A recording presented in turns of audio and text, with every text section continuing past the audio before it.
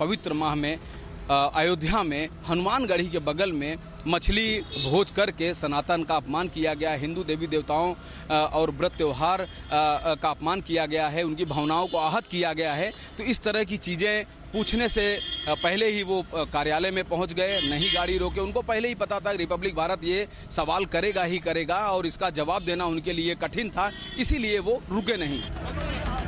Questions are being raised because before attending the program, Rai also visited the Sri Ram Janmabhoomi temple and Hanuman Garh.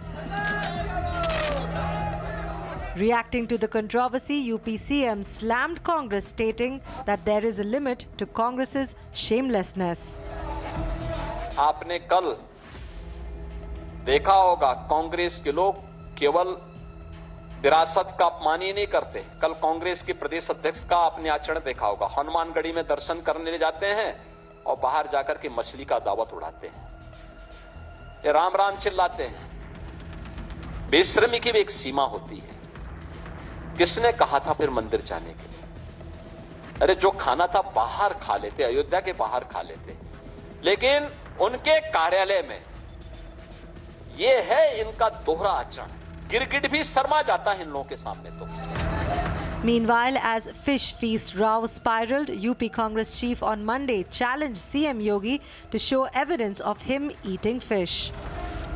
मैं तो रहा हूं कि photo है तो दिखा दें ना, मेरी फोटो दिखा दें। मैं इस्तीफा देने के लिए तैयार बैठा हूं, तुरंत इस्तीफा दूंगा। और नहीं तो योगी जी को गेरुआ का सम्मान करते हुए, जो गेरुआ वस्त्र पहने हैं उसका सम्मान करते हुए उनको इस्तीफा देकर तत्काल मठ में जाना चाहिए। और मठ में जा क्या झूठ बोलने वाले लोग हैं, मैं समझता हूं झूठ बोलकर केवल जनता को भ्रमित कर रहे हैं और गेरुआ वस्त्र का अपमान कर रहे हैं। पूजन करने के बाद भोजन क्या? मछली। While speaking to Republic, Mahant Raju Das also criticized the intentions of the Congress. Ayodhya में हंसी तब आई हमको कि जो पूरा दल गया हुआ था, उस दल में सब के सब मेरे जानकारी में सात्विक आदमी था और सबके सब अयोध्या के प्रतिष्ठित ब्राह्मण थे। हनुमानगढ़ी गए, हनुमान चालीसा पढ़ा, दर्शन पूजन किया, उसके बाद कई कुंटलों मछली अभक्ष का भोजन की तैयारी। ये कैसा हिंदू है भाई? मछली भोज का आयोजन किया जा रहा है। Other sons also accused Congress of hurting Sanatan sentiment and demanded an apology. Ajay Rai आजकल लगातार अयोध्या आना जाना कर रहे हैं और आज उन्होंने अयोध्या आया और इस पावन पवित्र श्रावण मास के उपलक्ष्य में हनुमान जी का दर्शन भी किया और उसके बाद उन्होंने जो पाप करने का काम किया है, जो है भगवान भूत भावन के जो है इस पावन पवित्र अवसर पर जिस तरह से उनके स्वागत में मछली भोज का आयोजन किया जा रहा है, अपने आप में दुर्भाग्यपूर्ण है, निंदनीय है, वही मार गए। The move has raised several questions for Congress and it cannot be ignored as it comes at a time of auspicious month of Sawan. Russian President Vladimir Putin met External Affairs Minister S. Jaishankar at the Kremlin, highlighting the expanding India-Russia partnership and growing cooperation across trade, energy, fertilizers and other key sectors. Jaishankar conveyed Prime Minister Narendra Modi's greetings to Putin and handed over a personal message from the Indian leader during the meeting. Welcoming Jaishankar to Moscow, Putin said that his visit reflected the strength of India-Russia relations, which he noted had developed over several decades. It comes ahead of Putin's expected visit to New Delhi for the BRICS Leaders Summit on September 12 to 13.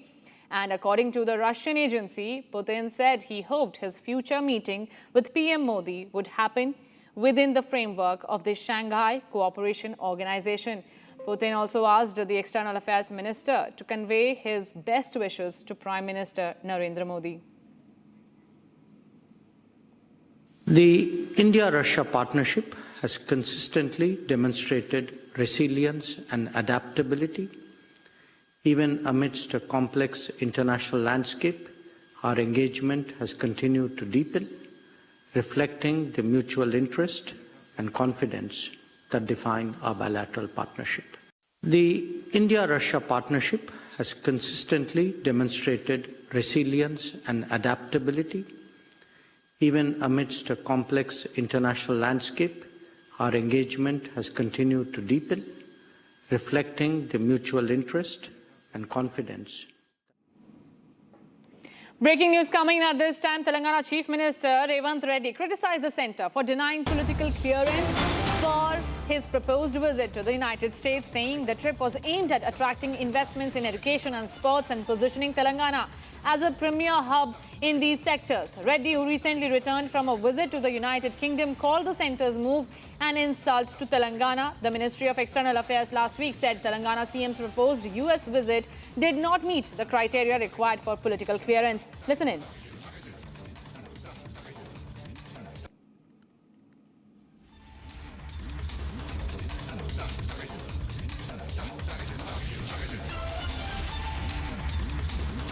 In December 7th, 8th and 9th,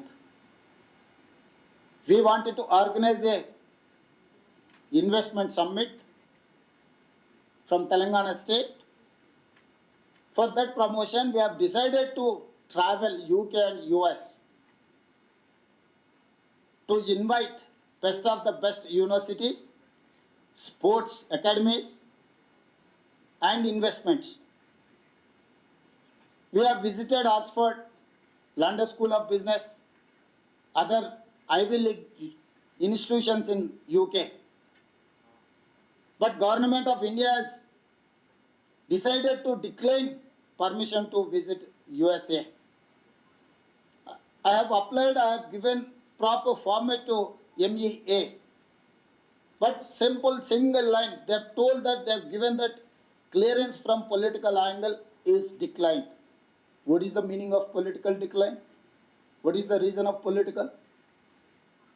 The reason is that I belong to Congress party, I belong to Telangana state. Narendra Modi and Bhupendra Patel belongs to Gujarat. He has given permission to visit Gujarat Chief Minister to US. Last 1 week, almost 8 days, he is traveling around Canada and US. He is conducting road shows in US to invest in Gujarat, but whereas they have refused to give permission to travel US for Telangana. Unfortunate, but they have done deliberately. We are not seeing it is casual. There is a political reason. They are creating obstructions to invest in Telangana. They wanted to send a message to the globe saying that we are going to tolerate whoever is going to invest in Telangana, they are going to punish them. I've seen all these 30 months. They are reluctant to cooperate with Telangana development. That may be AAA, that may be Metro Rail, that may be any other angle. Why? Because Narendra Modi is thinking that he is an ambassador for Gujarat. He doesn't want to grow any other parts of the country. So that is the war of words escalating after Telangana Chief Minister Revanth Reddy was denied a US visit. But the BJP has escalated the attack on Revanth Reddy, saying that it was not about making Telangana a premier hub or attracting investments for the state. The BJP says that the trip to US was meant to meet people who are not working with the best interests of India. The BJP highlighted meeting with several people, labeling them anti-India forces, in which Maya Tudor's name was there and others. They say that these are people related to George Soros, who has been working against India's interest. Now, amid this all allegation, the Congress has said that this is what the centre does. Wherever it doesn't suit their agenda, the opposition is denied US or UK visit or foreign travel.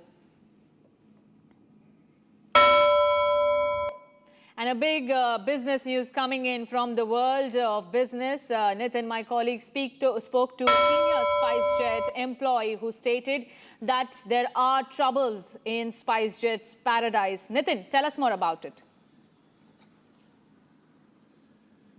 Exactly. So we've been tracking the plight of over thousands of SpiceJet employees, both current, working for the airlines, and as well as former employees. So in an exclusive interaction, yet another SpiceJet top-level current employee told us and revealed us certain insights of what's happening within this airline, who's also facing bankruptcy charges at NCLT. Now, we're just 200 meters away from the National Company Law Tribunal. So in this exclusive interaction, the current crisis that's happening underneath the logo of SpiceJet, this employee at a very top-level management told Republic Business exclusively, he confirmed certain allegations made by a lot of these employees off the record. Number one, are the funds, the provident funds that are being regularly cut from employee accounts not being deposited to EPFO. He confirmed that fact. Secondly, he also confirmed the fact that since May 2026, employees haven't been paid their salaries in SpiceJet.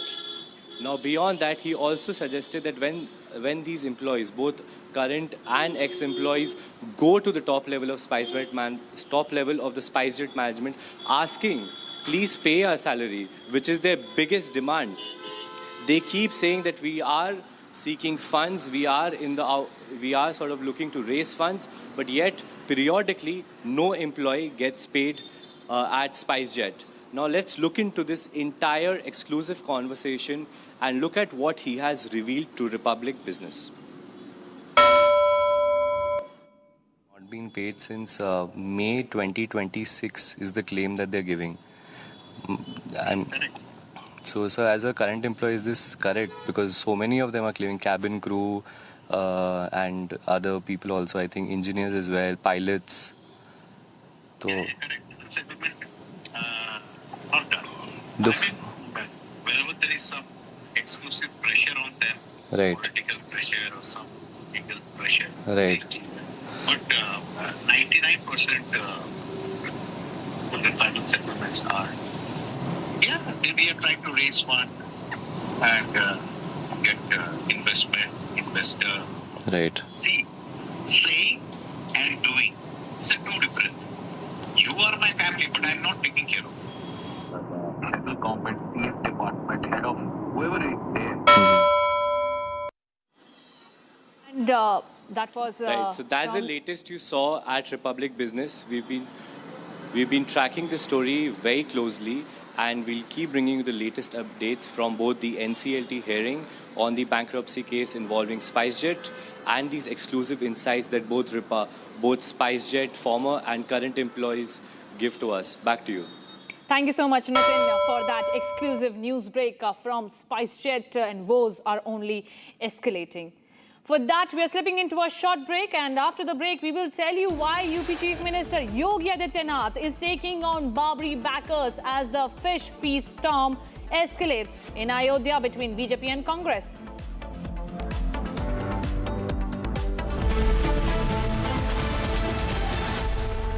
रंग रंग रंग रंग रंग रंगीन रे देखो कैसे भी हो दिन रंग बना रहे बोझ पेंट्स रंग बना रहे रंग रंग रंग रंगीन रे देखो कैसे भी हो दिन रंग रंग रंग बना रहे रंग रंग रंग रंगीन रे देखो कैसे भी हो दिन रंग रंग रंग बना रहे रंग रंग रंग रंगीन रे रंग रंग रंग बना रहे बोझ पेंट्स रंग बना रहे कुछ तो सस्ता लो सब बढ़िया लो इसमें क्या खास बात है थोड़े में ज्यादा स्वाद यही तो है इसकी खास बात 13,000 placements last year. At Amity, we are committed to nurturing passionate, hardworking and proactive professionals. चमकी चाट से क्या बना है सैंडविच लस्सी और छाछ हर घूंट में चमकी चाट अब बताओ स्वाद आया असली स्वाद सिर्फ चमकी चाट AU सेविंग्स अकाउंट में मिलते हैं amazing benefits, paperless banking and higher interest, वो भी हर महीने। Money money money money every month. सोच बदलो और बैंक भी।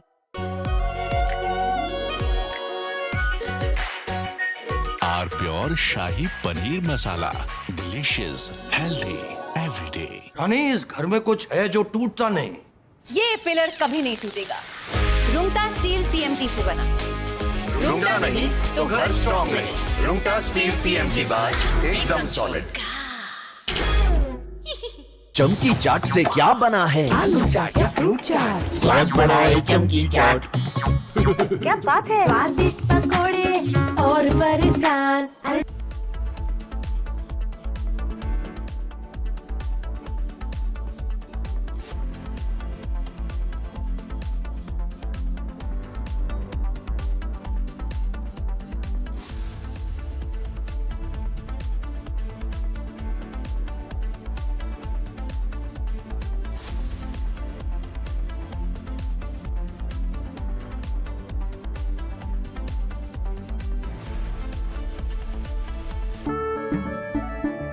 केसरिया से मन जोगी हुआ रे, दिल झूमे देखो मतवारा हुआ रे।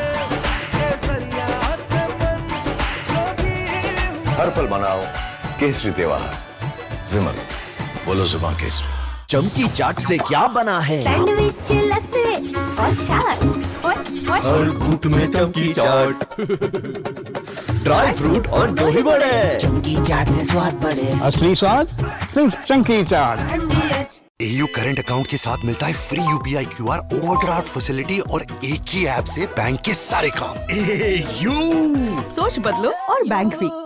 कुछ तो सस्ता लो, सब बढ़िया लो। इसमें क्या खास बात है? थोड़े में ज्यादा स्वाद, यही तो है इसकी खास बात। रानी, इस घर में कुछ है जो टूटता नहीं। ये पिलर कभी नहीं टूटेगा। रुंगटा स्टील TMT से बना। रुंगटा नहीं तो घर स्ट्रॉन्ग नहीं। रुंगटा स्टील टीएम की बात एकदम सॉलिड। चमकी चाट से क्या बना है? सैंडविच, लस्सी और छाछ और हर घूंट में चमकी चाट। अब बताओ स्वाद आया? आया। असली स्वाद सिर्फ चमकी चाट। Electricity bill paid. Really? Your mobile recharge is done. How? Make all kinds of payments using the Bheem Payments app and get cashback of up to ₹300 every month. Use Bheem app to pay. It's the Mahi way.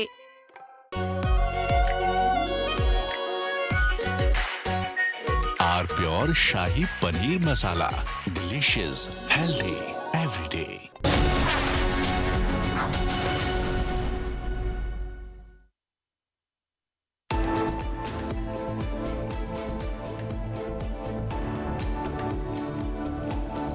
New Zealand moves to keep under 16s, that is the teens of social media after Australia mulls to introduce a bill.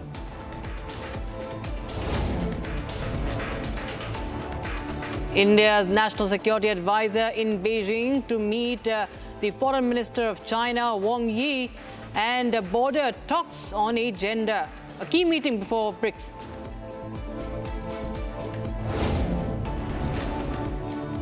And fast-moving Nevada wildfires forces mass evacuations. At least 42,000 have been evacuated till now.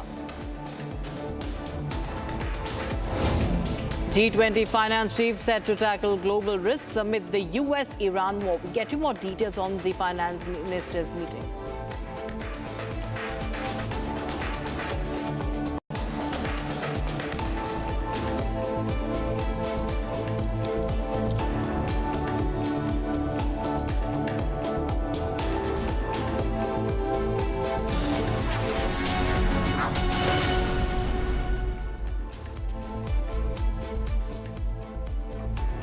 Very warm welcome. You're watching Republic TV, and I'm Rakhta Mishra with you on Our Global.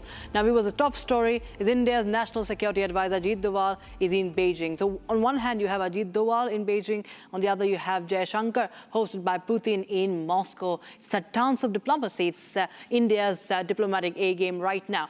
And now we start with the focus on Beijing ahead of the 25th round of India-China Special Representatives talks on the boundary question.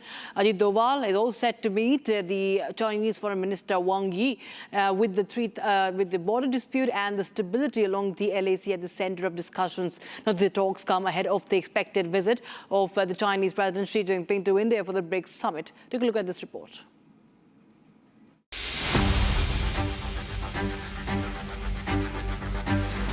National Security Advisor Ajit Doval has arrived in Beijing for a 2-day visit for crucial India-China boundary talks.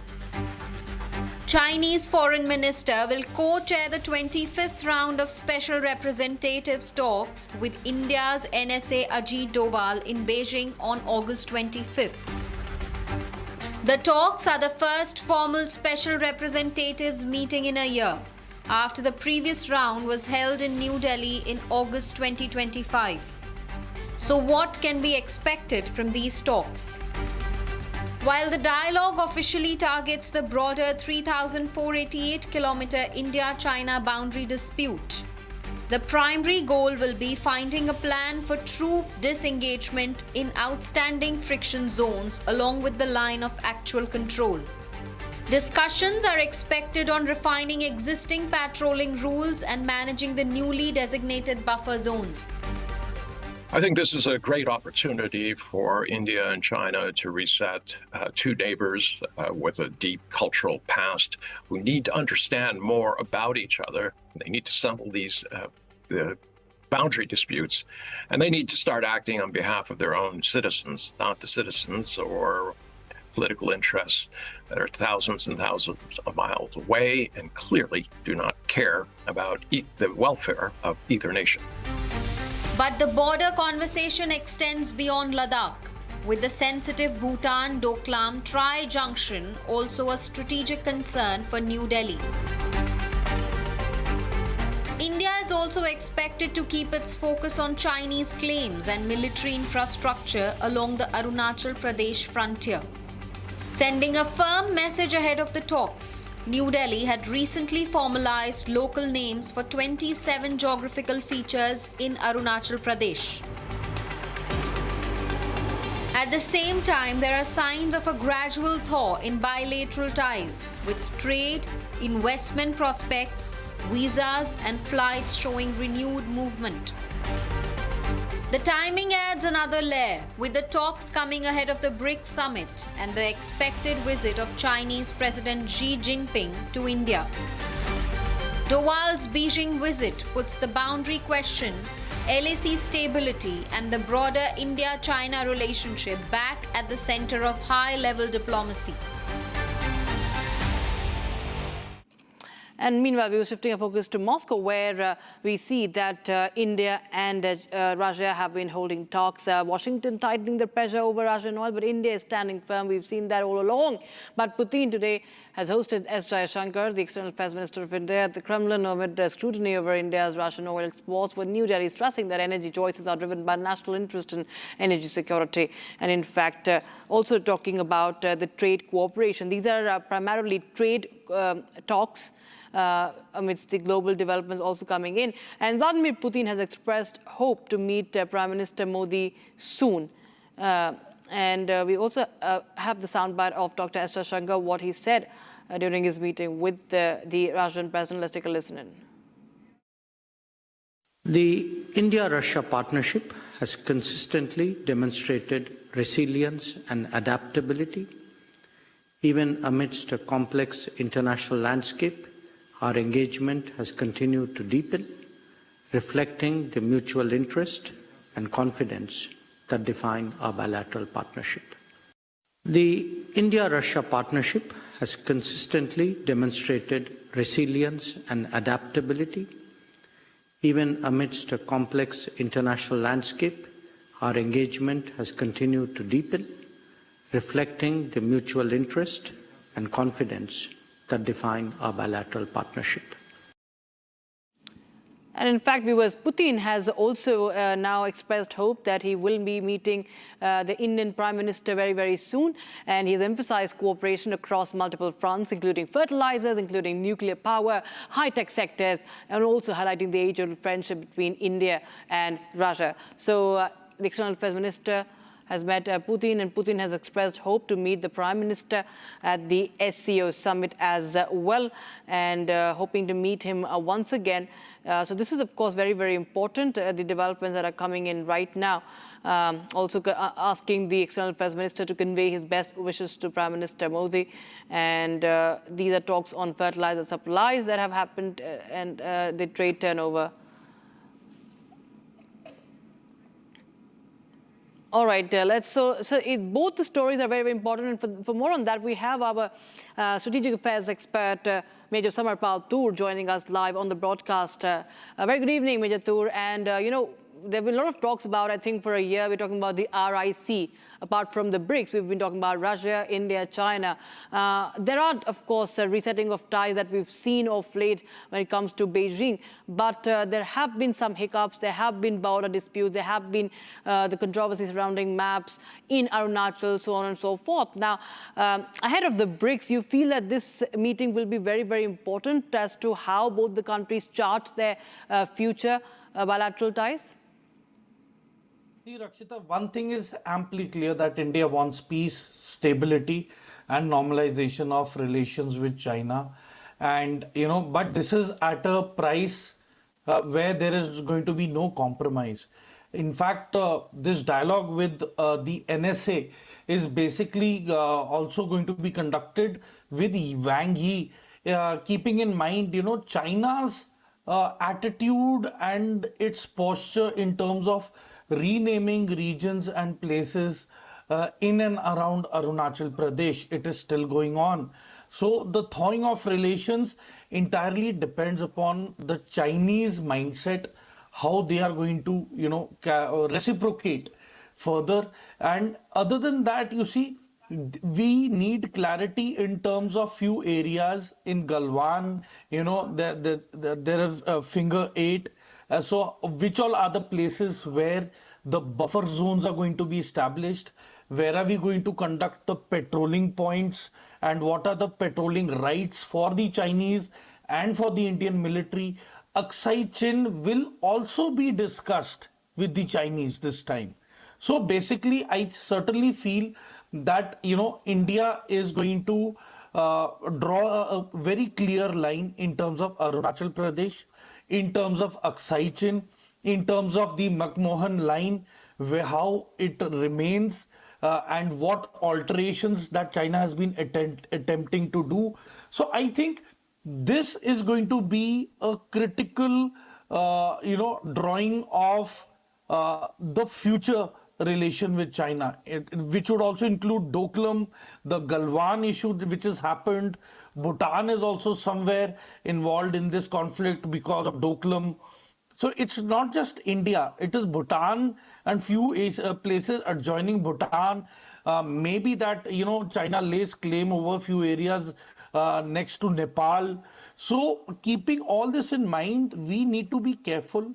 And more than that, the American narrative of Sergio Gore becoming soft, becoming pro-India, giving a very major statement that Kashmir is an integral part of, India.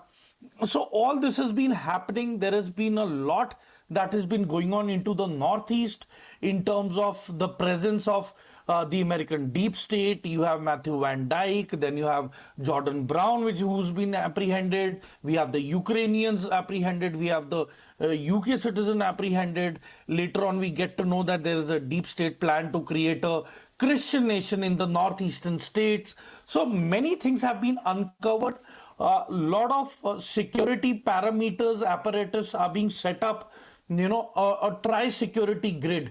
Basically, it's Jammu Kashmir, is the northeastern part of India, and then the western front of India. So this tri-junction security grid is already up and running. We have to make it more secure and more effective. So New Delhi is not taking any chances lying down. New Delhi is not going to take anything for granted. And we are preparing ourselves just in case if any, challenge comes up against us, and which is already taking place. I mean, 60 hours of replenishment of drones and military equipment to Pakistan by China. So China can't have a two-face anymore. Either they are with us or they are against us. It is up to them to take a call now. And our intelligence agencies have got everything put onto the table. Things are amply clear that China is backing Pakistan. So I think it's time that we get clarity on everything and all the matters which are pending with China, so that we can strategize and take a firm decision and stand in terms of the coming BRICS summit. Rakshita. And also the fact that there is also the meeting with the Russian president going on. How do you see the timing of that, given the situation we see? And, you know, in a way, messages are being sent out time and again to Washington, D.C. by both the countries. So this meeting where Jaishankar is hosted by Vladimir Putin at the Kremlin, how do you see this? See, the reason why India is, imperatively closer to the Russians is very simple. That we are working hand in glove with the Russians in terms of our military equipment, in terms of our military technology, and in terms of space technology. So you name it, and we are working as a equal partner with the Russians in all these fields. There has been no exploitation, there has been no disadvantage, or there has been nothing in which India is on the back foot in terms of dealing with Russia. We are together in everything that we are, going to create, be it space, aerospace, or the military field. We've been enhancing our ties. We've been doing well. The BrahMos missiles sales have boosted the Indian defense to a great extent.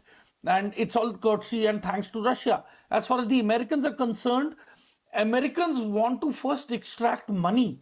After extracting money, after they ink a deal, then they put in clauses in which the deal starts looking like we are fighting a battle with our hands tied at the back. There are so many, clauses in which you cannot use the American equipment without their permission, without their software upgrades.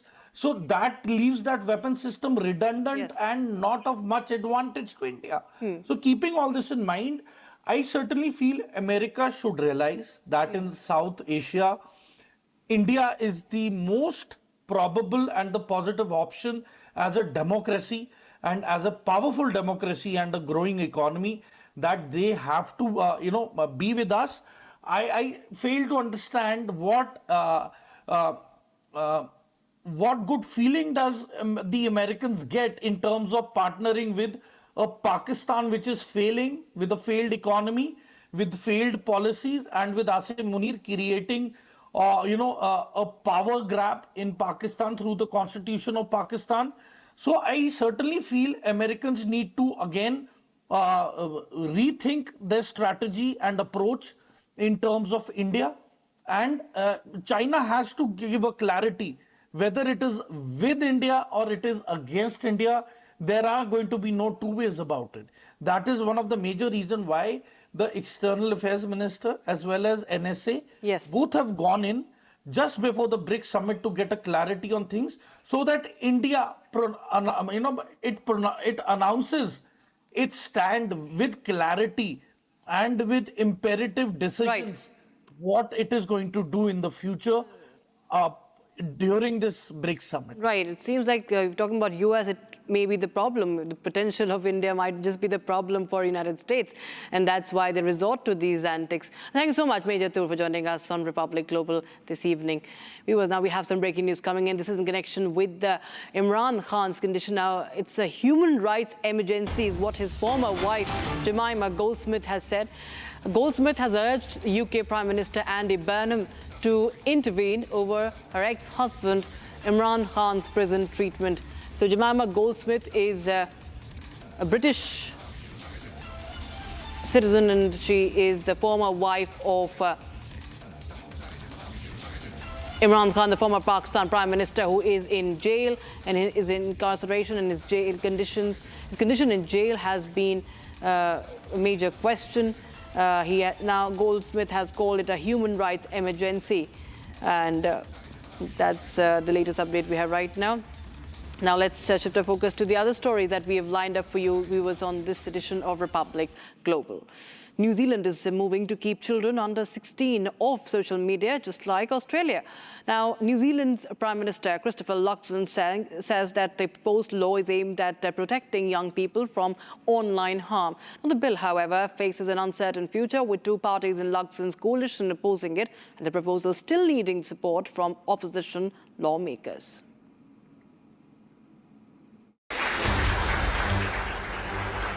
New Zealand Prime Minister Christopher Luxon has unveiled a bill to ban children under 16 from using social media, saying the move is about protecting young people from online harm. Look, today our government is taking action to get children under the age of 16 off social media. And I want to be clear from the outset that what is at the heart of this decision. It's not about technology, it's actually about our children. And this is something that I've cared about for a long time, since well before I came into politics, actually. And as a dad and now as Prime Minister, it is something I feel very, very strongly about. Because I hear it everywhere I go. I think of the mum I recently met who lies awake at night because her daughter is being bullied online and is self-harming, unable to live up to the images that she is bombarded with every single day. I think of a couple of dads that I've met who worry about who their kids are talking to and what they're actually being shown. And I think of the mums and dads right across this country who feel powerless, who feel like they simply cannot compete with an algorithm that has been designed to keep their children scrolling. Luxon says parents are increasingly worried about cyberbullying, harmful content and algorithms designed to keep children scrolling. Our own kids are telling us this thing is doing them harm. Now let me be clear about what this is also not. This is not about wrapping our kids up in cotton wool. I've always believed our children need to take risks, they need to test boundaries, they need to make mistakes, they need to feel the consequences, because that's how they grow into being resilient adults. But this is quite different. We would never knowingly let our children wander into places in the real world we know to be unsafe. We put boundaries around cars, around alcohol, around gambling, because we know children aren't yet equipped for them. And yet online we've left them almost completely unprotected. He says the government already has set boundaries around alcohol, gambling and other risks, but children remain largely unprotected online. Luxon acknowledged the ban won't be perfect, saying some children will find ways around it, but argued the government must still try.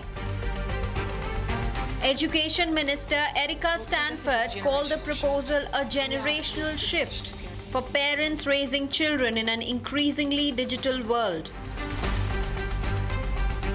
Stanford says the bill would give children more time to build confidence from real-world relationships and simply be kids before entering social media.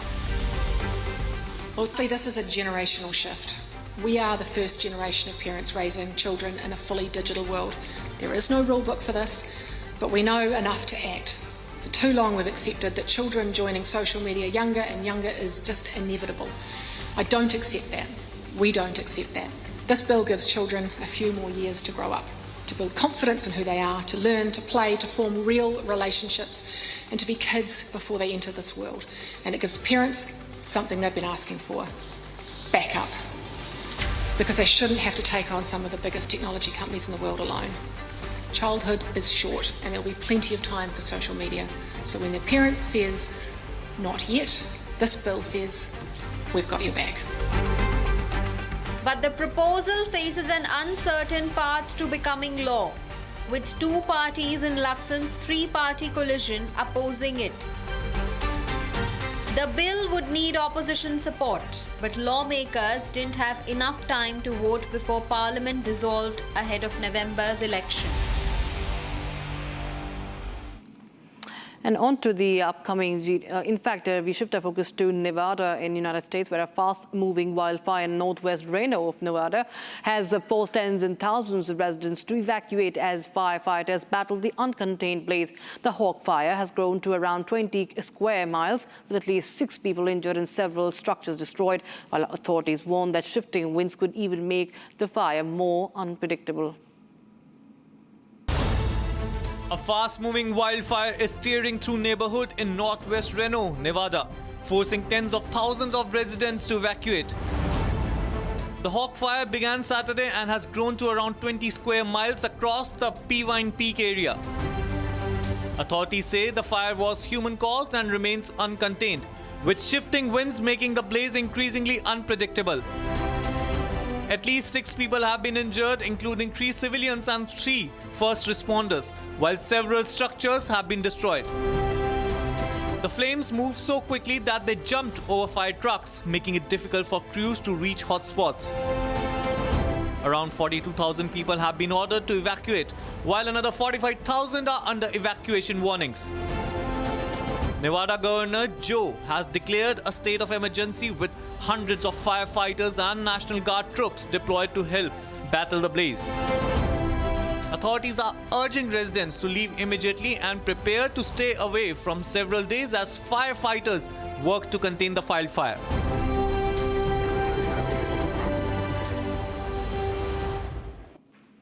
And with that, we wrap this edition of Rub the Global. But around the other side, we bring you the latest coming in on our other stories, and also time for This Is Exclusive at 7 p.m.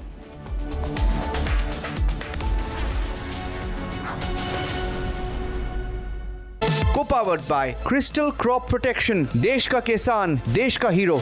चमकी चाट से क्या बना है? आलू चाट या fruit चाट, स्वाद बढ़ाए चमकी चाट।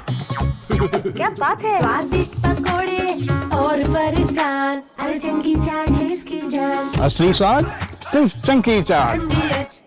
13,000 placements last year. At Amity, we are committed to nurturing passionate, hardworking and proactive professionals. R pure सूजी पास्ता, उबालो मिलाओ और खाओ, 8 मिनट में तैयार। क्या टेस्ट है सबका राजा, आर प्योर मसाला।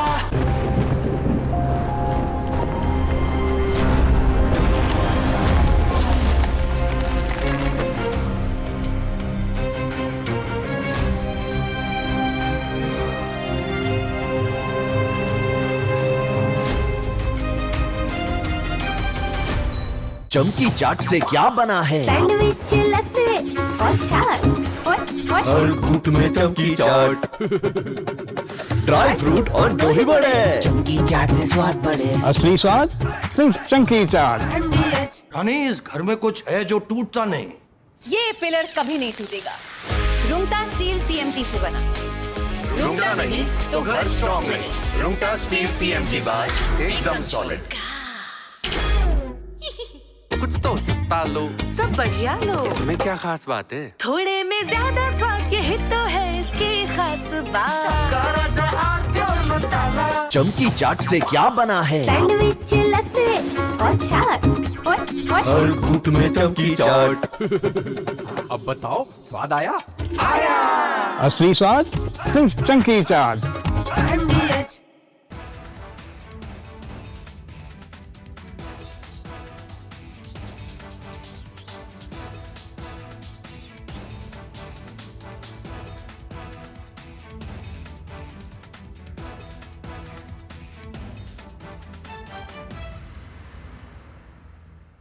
सच बेरो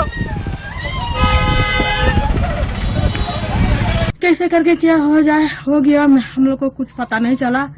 तो हम लोग अभी क्या करेगा, क्या नहीं, कैसे चलेगा, क्या करेगा, मेरा घर और भी कुछ।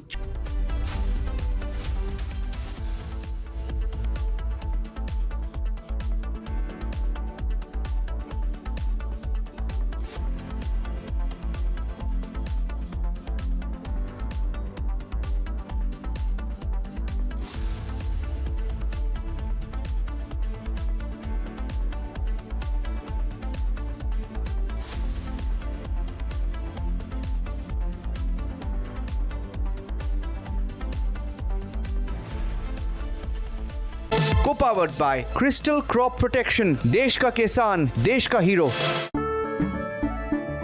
केसरिया से मन जोगी हुआ रे, दिल झूमे देखो मतवारा हुआ रे। केसरिया से मन जोगी हुआ। हर पल मनाओ केसरी त्योहार। विमल, बोलो जुबान केसरी।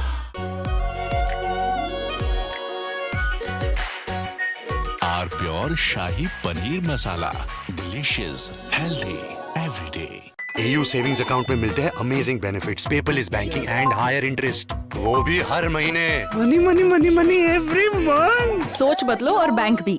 चमकी चाट से क्या बना है? आलू चाट या फ्रूट चाट, स्वाद बढ़ाए चमकी चाट।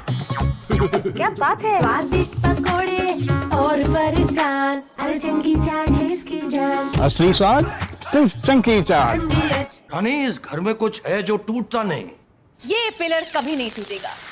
रुंगटा स्टील टीएमटी से बना। रुंगटा नहीं तो घर स्ट्रॉन्ग नहीं। रुंगटा स्टील टीएमटी बार एकदम सॉलिड। आर प्योर सूजी पास्ता उबालो मिलाओ और खाओ 8 मिनट में तैयार। क्या टेस्ट है सबका राजा R pure masala. Electricity bill paid. Really? Your mobile recharge is done. How? Make all kinds of payments using the Bheem Payments app and get cashback of up to ₹300 every month. Use Bheem app to pay. It's the Mahi way. चमकी चाट से क्या बना है? Sandwich लस्सी और छाछ और हर घूंट में चमकी चाट। ड्राई फ्रूट और दही बड़े। चमकी चाट से स्वाद बढ़े। असली स्वाद सिर्फ चंकी चाट।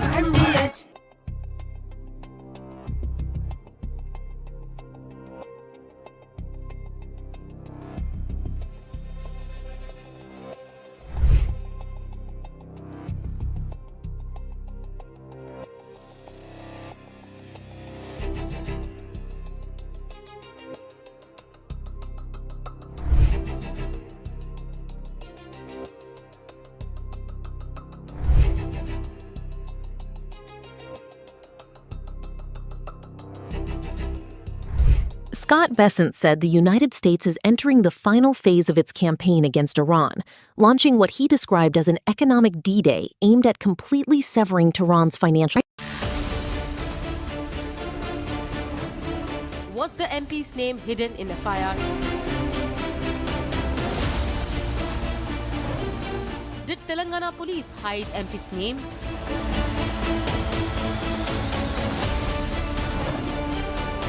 Aston Martin MT FIR cover-up, debating tonight at 8:30 p.m. Presenting by Zoho Business Software, trusted by 15 crore users. Berger Paints, Rang Bana Rahe. Powered by Century HTF Premium Plus, Hare Boat Ka Asli Boss. Co-powered by SBI General Insurance, Chuniye Bharosa, Apno Sa.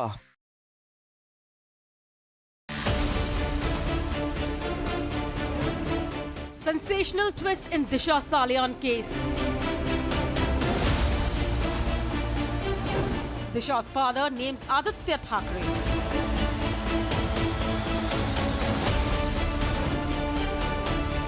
Did Uddhav and Aditya intervene in case? Debating tonight at 9 p.m.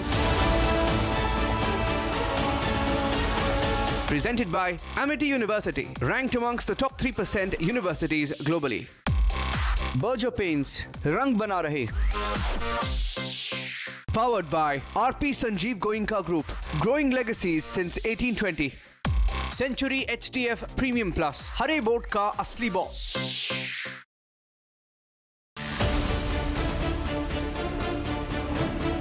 Was the MP's name hidden in FIR? Did Telangana police hide MP's name?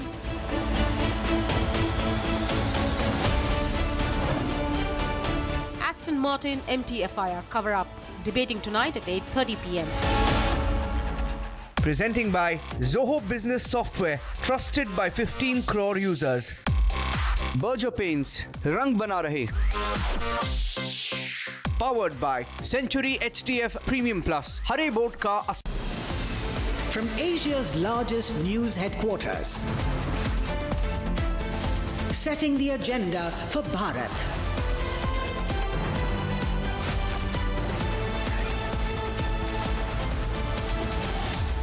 You're watching Republic.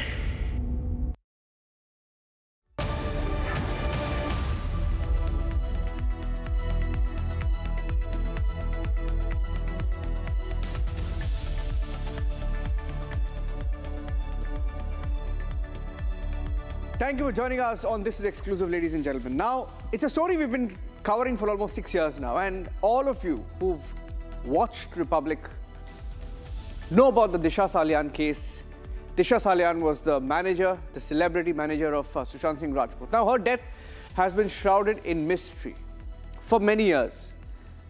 But today, something happened in the court The father of Disha Salyan has told the court that he was under pressure from Uddhav Thackeray and the Thackeray family to cover up the truth in this case. We have some explosive details on the show this evening. Here are the headlines.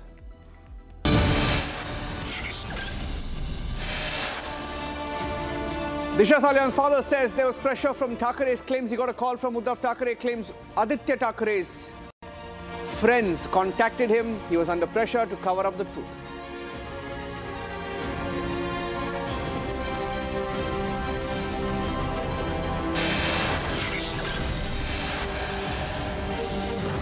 The father cites post-mortem report to show how there were no injury marks on the face, claims there was a lot that didn't add up, and he claims Aditya Thackeray contacted them and asked them to sign a few documents.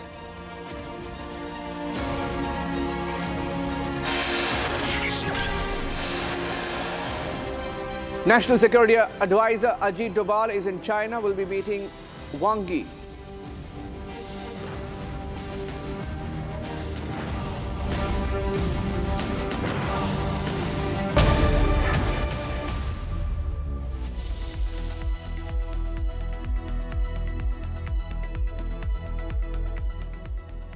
Ladies and gentlemen, it's one of the most mysterious cases that we have tracked here at Republic. Now, the Disha Salyan case is not a normal case. Now, Disha Salyan was the manager of Sushant Singh Rajput. She's found dead in a mysterious circumstance on the 9th of June. 5 days later, you have Sushant Singh Rajput found dead under mysterious circumstances. Celebrity manager and the actor are found dead under mysterious circumstances.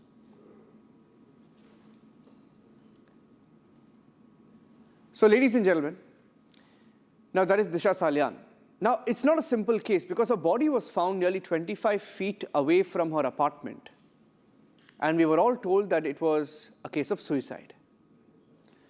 And we were told that she jumped off the building. And there were a lot of aspects to the story that did not add up. For example, when we investigated the story, there was no visitor's log. It was cleaned up. The CCTV footage from their apartment cleaned up. The police version did not add up.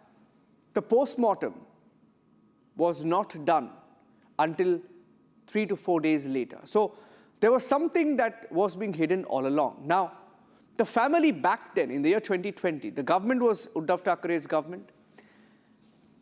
And many of them raised questions on Uddhav Thackeray's son, Aditya Thackeray. Today in court, Disha Salyan's father and the legal team has made a set of revelations. They claim that Uddhav Thackeray put pressure. They have said Uddhav Thackeray put pressure. They have said Aditya Thackeray's people, contacts, came to the family and asked them to sign on empty documents. And they claim that a cooked-up story was made on the suicide, the alleged suicide of Disha Salyan. The father claims there is no blood stain that was seen on her body. Imagine if somebody falls off the 14th floor. There is blood stain, there is an injury, there was nothing on her body. And he says, he also shows a few pictures in a report that was put out by a private investigator, showing how it just does not add up. Now, all of this was said in the court. And the father, while speaking to Republic TV, has given out the full details. In fact, he goes into great details of how, and that's what he said in the court. He said the body was spotted 25 feet away and they were never allowed. Can you imagine? The family's statement was never recorded. Not a single drop of blood seen, no injuries when she fell from the 14th floor. And they claim the person who was hired to do the cleanup job is now in jail, hinting at Sachin Vaze. They say the person who is now in jail is also linked to the Mansukh Hiren murder. And there is a lot that the family has said. I'd like to play out what they have said first up, because this is significant and it comes 6 years after the case. And why this is even more significant, ladies and gentlemen, is because I remember 6 years back, Disha Salyan's father came out and he held a news conference, or he gave a soundbite saying that people are trying to malign his daughter. He asked for the media to stop speculating on what happened. Now when you listen to everything that they are saying, it adds up. Because they are saying they were under pressure from the Thackerays and the government, Parambir Singh They've named all of them in court today during the course of the arguments.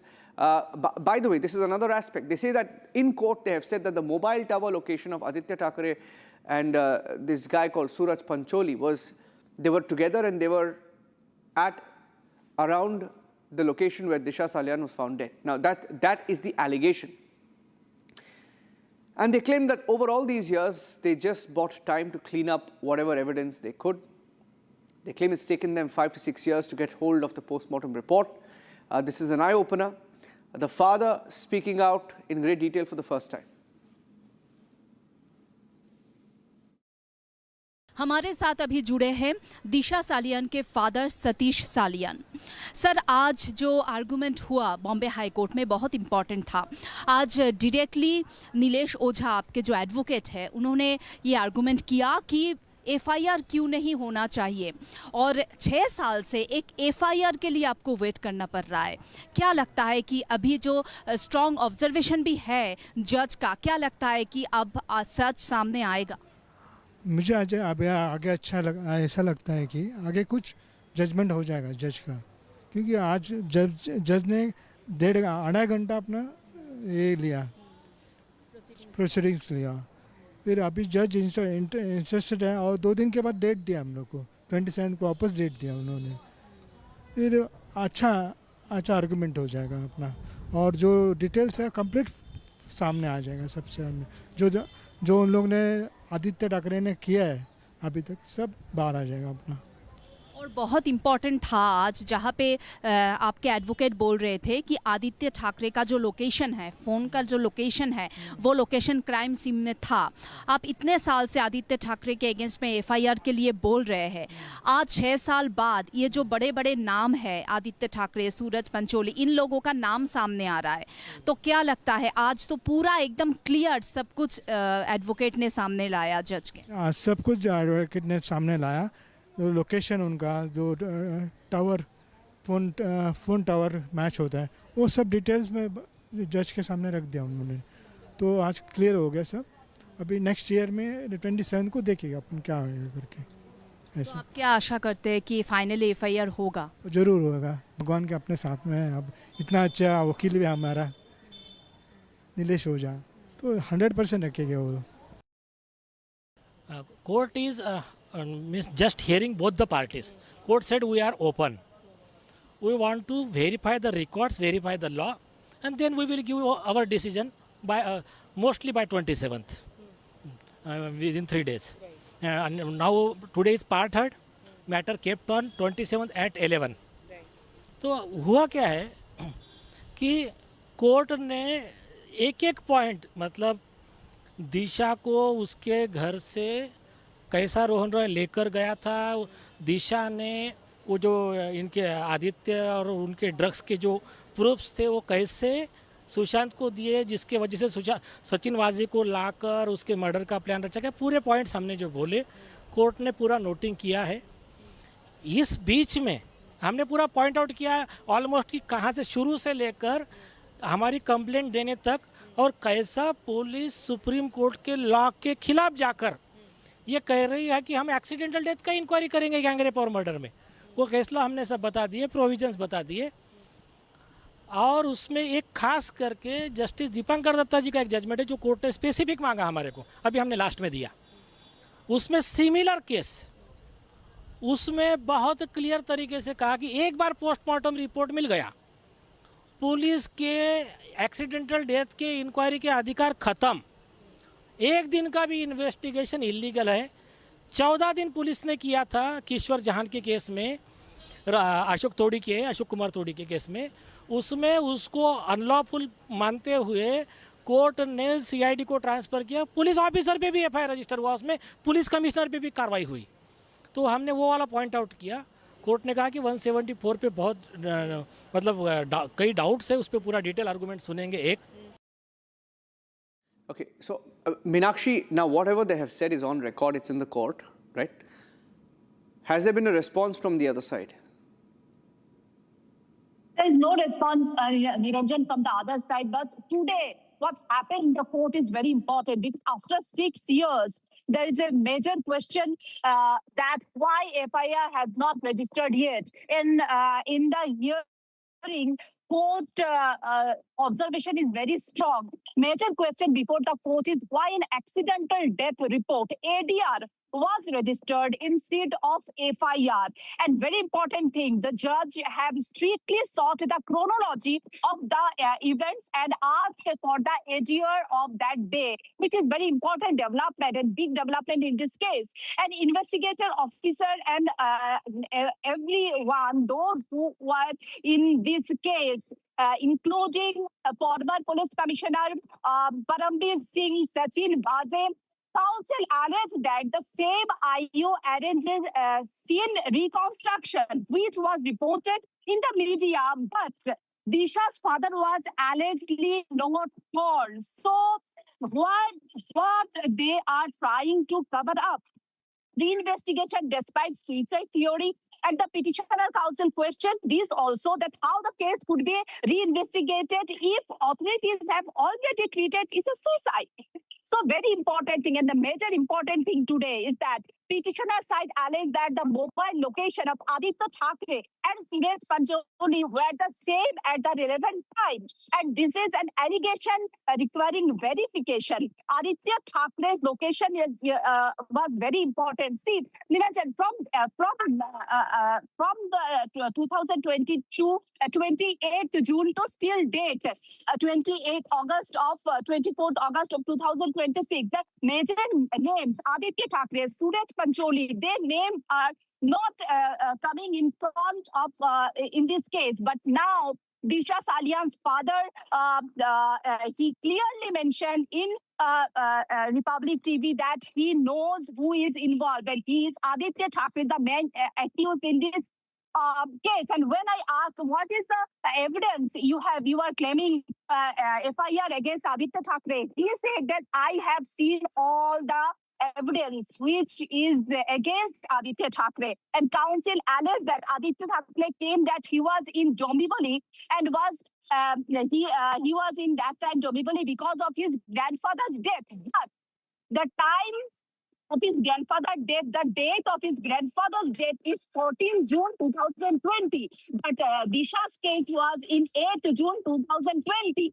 And his mobile location, Suresh Pancholi's mobile location, both locations were at same time, same place. So very important. And the counsel alleged that Uddhav Thackeray pressured the petitioner, and that former Mumbai Police Commissioner Parambir Singh also pressured. You remember the interview with Arnab that Satish Salian, when he said that we will see what happened, we can't say anything on it, because he was under the pressure, and he admitted that. He clearly, now openly, he is saying that the main accused is Aditya Thackeray, and I want a FIR against Aditya Thackeray. And the next hearing is on 27th August, and he is hoping that something in his favor will come. Yeah. Thank you for that. In fact, I'm moving on to the next big story on This Is Exclusive. There's a twist in the case, and we are going to be tracking this extremely closely. Okay, ladies and gentlemen, the next story is from China, where our National Security Advisor Ajit Doval has arrived for a two-day visit.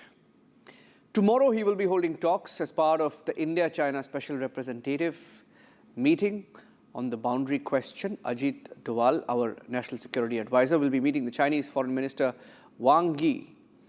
That's tomorrow.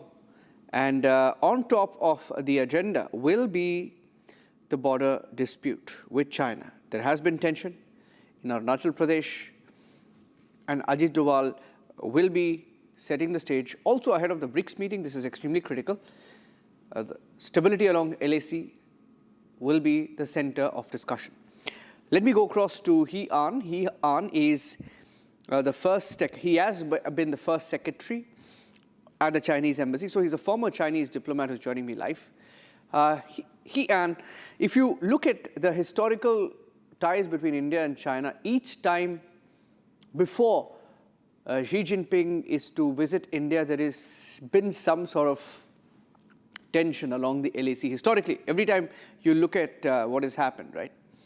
Now, in that context, whatever tensions we have seen in the last few days, how is China going to be approaching this subject when they talk to Ajit Doval tomorrow? Hello, can you hear me? Yes, I can.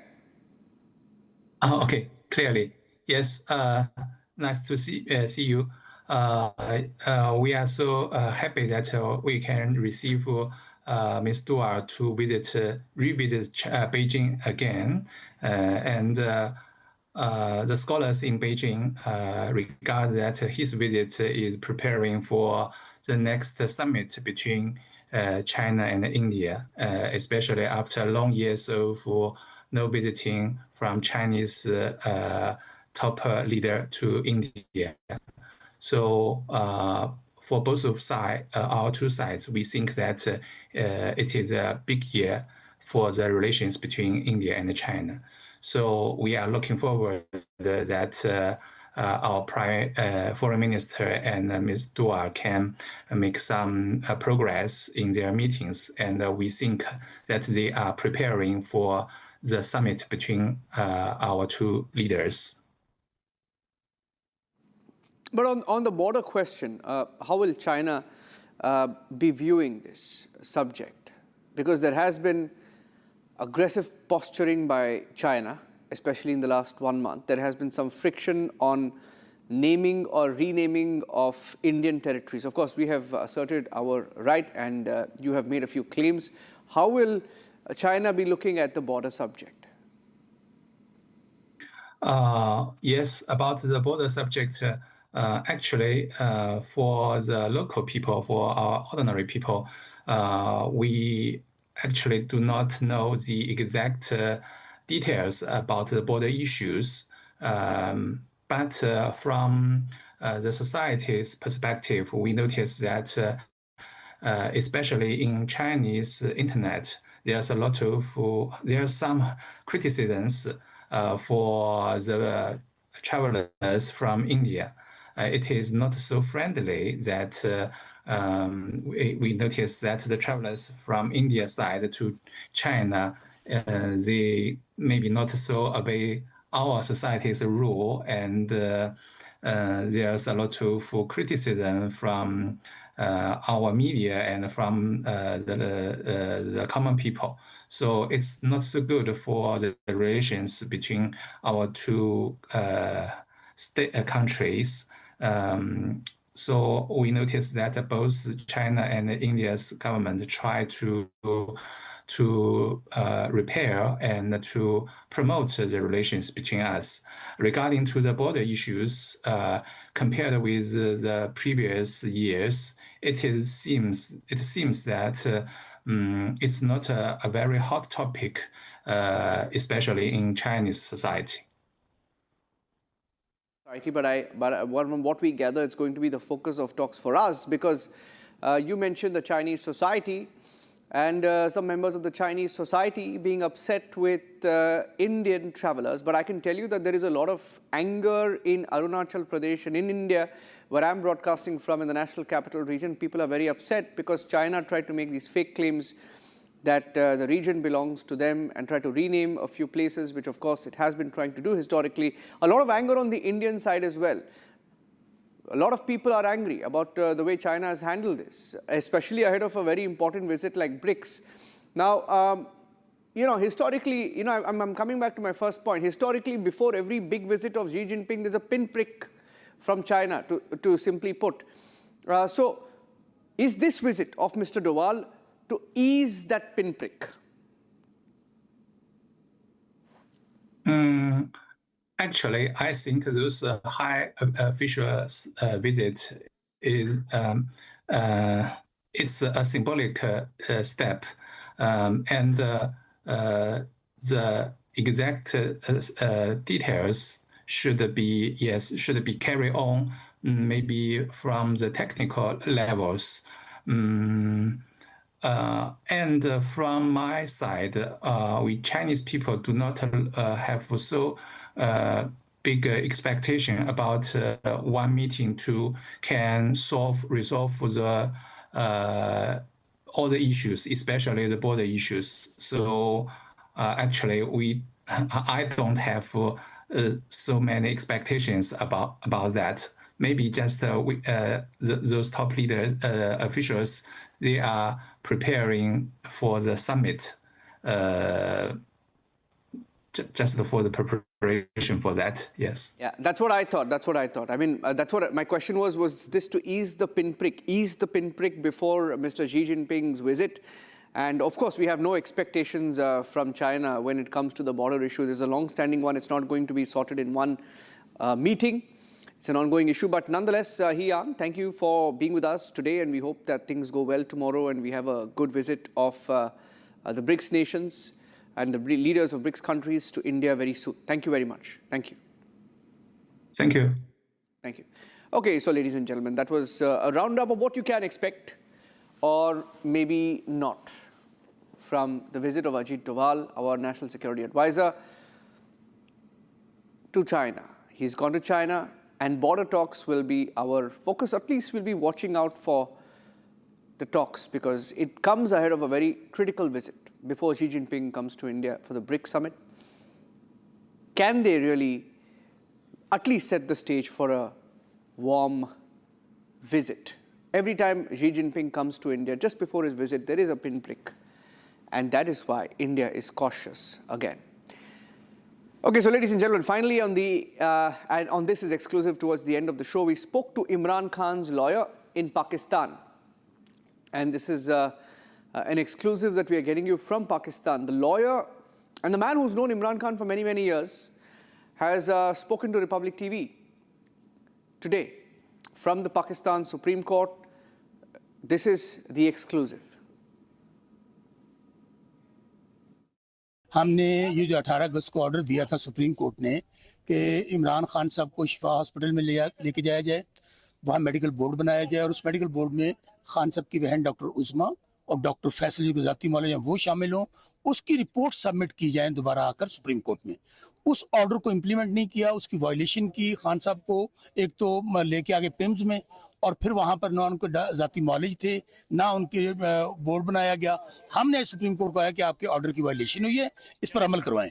तो फिर chief justice साहब तो available नहीं थे, वहाँ पर registrar साहब को मिले हैं। हमने कहा जी वो बेंच भी अवेलेबल है और पहले भी ये मिसाल मौजूद है कि अगर वीडियो लिंक पे समाअत हुई है, इसको एक तो वीडियो लिंक पे कर लें और वही बेंच हो, चूंकि ऑर्डर के अंदर लिखा हुआ है वही बेंच समाअत करेगा। और दूसरा आपको याद है कि यहाँ पे तो 24-24 घंटे के दौरान भी समाअत होती रही है। ये खान साहब की सेहत का मसला है, ये खान साहब की जिंदगी का मसला है। देखिए हमने तो बल्कि अभी मीडिया टॉक में ये कहा है कि आपको यह जब बल्ले का हमारा निशान छीनना था तो 24 घंटे के अंदर वो पिटीशन फाइल हुई, दोबारा केस लगा और बल्ले का निशान छीन लिया गया। रात के 12-12 बजे यही सुप्रीम कोर्ट खुलती रही जब हमारी हुकूमत घर भेजनी थी। तो हमें कमिट किया है रजिस्ट्रार साहब ने कि हम इंशाल्लाह इसी हफ्ते के अंदर उसी बेंच के सामने आपका केस फिक्स करेंगे। पहली बात तो कोई सूरत ऐसी है नहीं कि ऑर्डर पे इम्प्लीमेंटेशन ना हो, बड़ा क्लियर ऑर्डर है, वाज़ेह ऑर्डर है। दूसरी बात हमने चीफ प्राइम मिनिस्टर को इसमें पार्टी बनाया है। आपको याद होगा यूसुफ रज़ा गिलानी ने ऑर्डर की वायलेशन की थी तो वो बाकायदा उनको डिस्क्वालीफाई कर दिया गया था। हमारी भी रिक्वेस्ट ये है कि हेड ऑफ दी जो स्टेट है वो शहबाज शरीफ है, उनको कहीं अमल करें, अगर नहीं करते तो उनको डिस्क्वालीफाई भी किया जाए, फारिग भी किया जाए। लेकिन मुझे उम्मीद है जो मैं हालात देख रहा हूँ कि इंशाल्लाह इस ऑर्डर पे अमल होगा।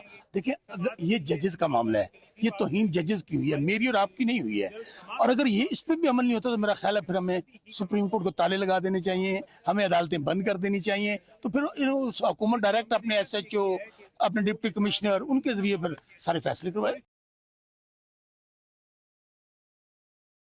So ladies and gentlemen, this comes at a time when at least 20 cricketers, over 20 of them, have written a letter.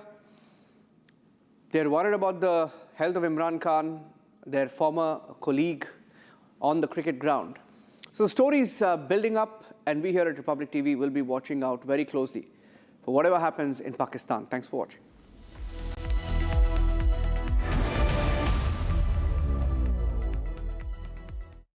Co-powered by Century HTF Premium Plus, Hare boat का असली बॉस। कुछ तो सस्ता लो, सब बढ़िया लो। इसमें क्या खास बात है? थोड़े में ज्यादा स्वाद, यही तो है इसकी खास बात। 13,000 placements last year. At Amity, we are committed to nurturing passionate, hardworking and proactive professionals.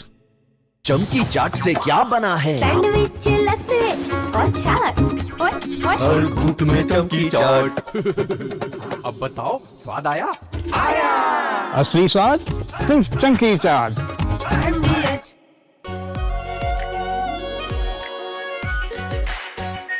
R pure shahi paneer masala, delicious, healthy everyday. I wake up wearing someone else again. Don't let it slip. I'm losing. I don't wanna be safe anymore. Underneath there's a Finding myself. That's my moment of Sarah. चमकी चाट से क्या बना है? आलू चाट या fruit चाट। स्वाद बनाए चमकी चाट। क्या बात है? स्वादिष्ट पकोड़े और बरसान, अरे चंकी चाट है इसकी जान। असली स्वाद सिर्फ चंकी चाट। आर प्योर सूजी पास्ता, उबालो मिलाओ और खाओ। 8 मिनट में तैयार। क्या टेस्ट है सबका राजा, आर प्योर मसाला। बेस्ट हरा बोर्ड दिखाना। सबसे dependable century HDF premium plus. Trial लूंगा। श्योर। वाटर रेजिस्टेंट है, स्ट्रॉन्ग है, high density wood fibre structure, advance German adhesive bonding, solid defence. Trial में पास। सेंचुरी के 40 सालों का भरोसा, हरे बोर्ड का असली boss. Century HDF premium plus. चमकी चाट से क्या बना है? सैंडविच लस्सी और छाछ हर घूंट में चमकी चाट। ड्राई फ्रूट और दही बड़े, चमकी चाट से स्वाद बढ़े। असली स्वाद सिर्फ चंकी चाट।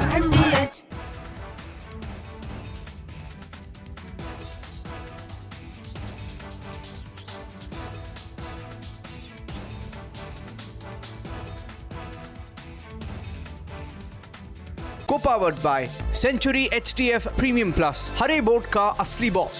चमकी चाट से क्या बना है? सैंडविच लस्सी और छाछ हर घूंट में चमकी चाट। अब बताओ स्वाद आया? आया। असली स्वाद सिर्फ Chunky chaat. AU savings account में मिलते हैं amazing benefits, paperless banking and higher interest, वो भी हर महीने। Money money money money every month. सोच बदलो और बैंक भी।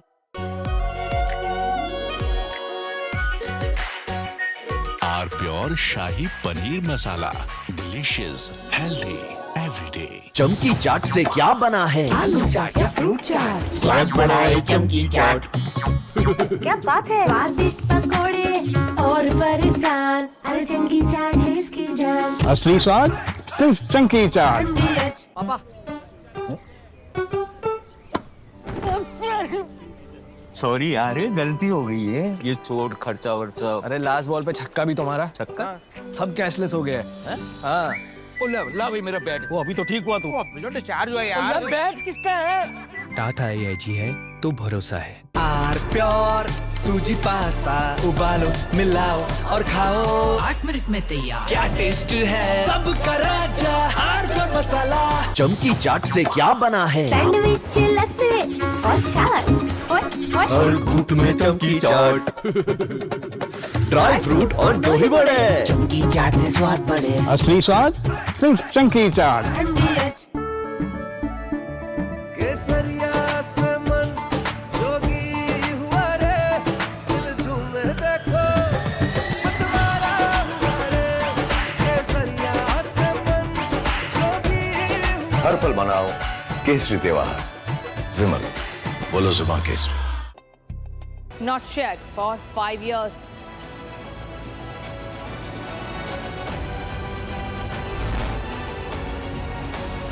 NSA Ajit Doval meets Chinese Foreign Minister Wang.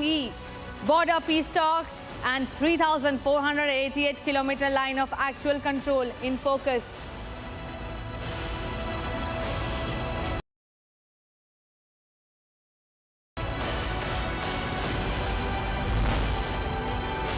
Big win for Republic Bangla. Bengal Chief Minister Suvendu Adhikari announces withdrawal of all false cases against Republic Bangla.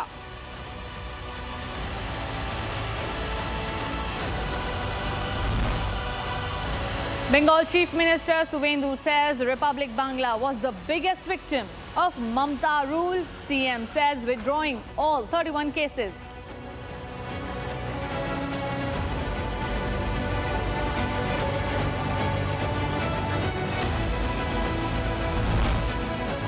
Allegations of an empty FIR in the Aston Martin case in Hyderabad. Full name of MP's son and his family completely hidden.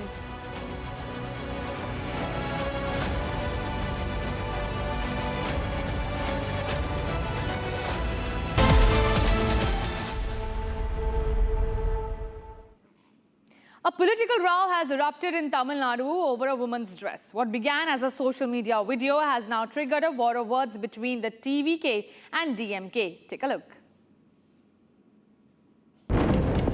A political row has erupted in Tamil Nadu over a woman's dress. The controversy began after a video of a woman, misidentified as Minister S. Kirtana, in a black dress surfaced online. The controversy erupted when online trolls, allegedly DMK supporters, used disrespectful and sexist language against Minister S. Kirtana without verifying the video. The TVK minister later clarified that the woman in the video was not her, and questioned why a woman's appearance or personal choices should become a matter of public scrutiny. Women are always targeted everywhere, not just politics. Even in a school environment or even in any business environment, women are targeted. We have to 200% work hard more than anyone else to prove our mettle. So this happens, and any illicit remarks or comments, it should not be encouraged. It should be really condemned very badly, and anything coming in social media, we should brush aside. Come out of it. We should not dwell on that negative propaganda too much on that, and we should come out of it, brush it aside, be cool. Calling misogyny the oldest weapon, Kirtana hit out at those targeting women instead of raising political issues. The controversy has now turned the spotlight on how women's clothes and personal lives is becoming a part of political give and take. A fresh twist in the Disha Salyan case, with her father making serious allegations of political pressure before the Bombay High Court. He has alleged that the police pushed a suicide theory even before the post-mortem report was cleared, while claiming that the family did not receive the post-mortem copy for 5 years. His lawyer has also questioned the investigation and raised doubts over the key evidence. The Bombay High Court has now sought answers from Mumbai police. Take a look at the full picture.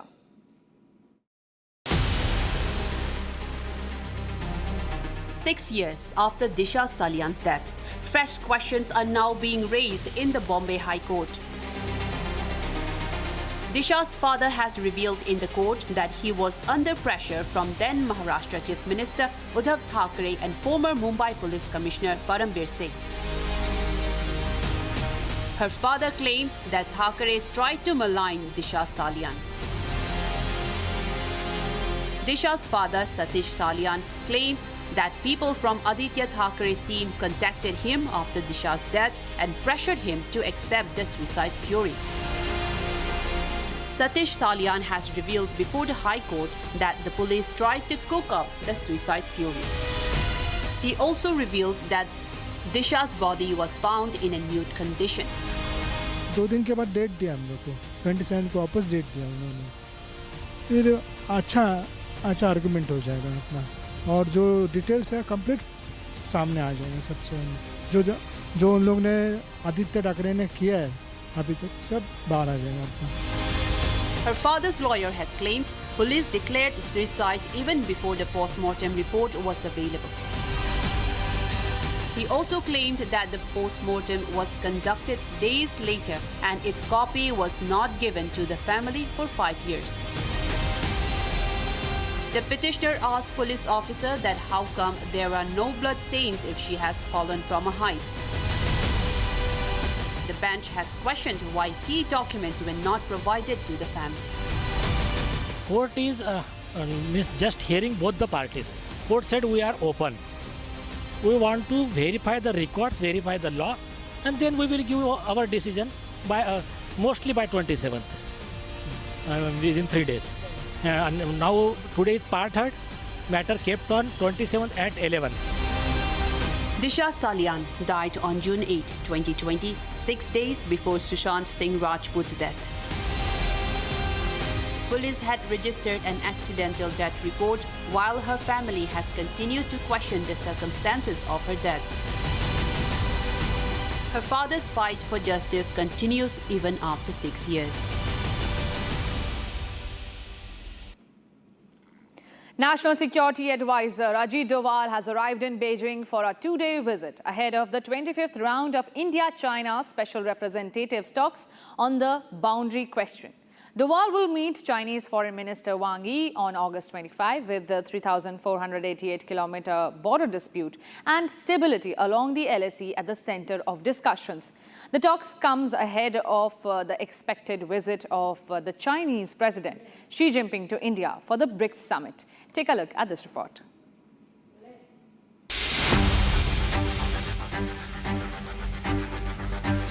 National Security Advisor Ajit Doval has arrived in Beijing for a 2-day visit for crucial India-China boundary talks. Chinese Foreign Minister will co-chair the 25th round of Special Representatives talks with India's NSA Ajit Doval in Beijing on August 25th. The talks are the first formal Special Representatives meeting in a year, after the previous round was held in New Delhi in August 2025. So what can be expected from these talks? While the dialogue officially targets the broader 3,488-kilometer India-China boundary dispute, the primary goal will be finding a plan for troop disengagement in outstanding friction zones along with the line of actual control. Discussions are expected on refining existing patrolling rules and managing the newly designated buffer zones.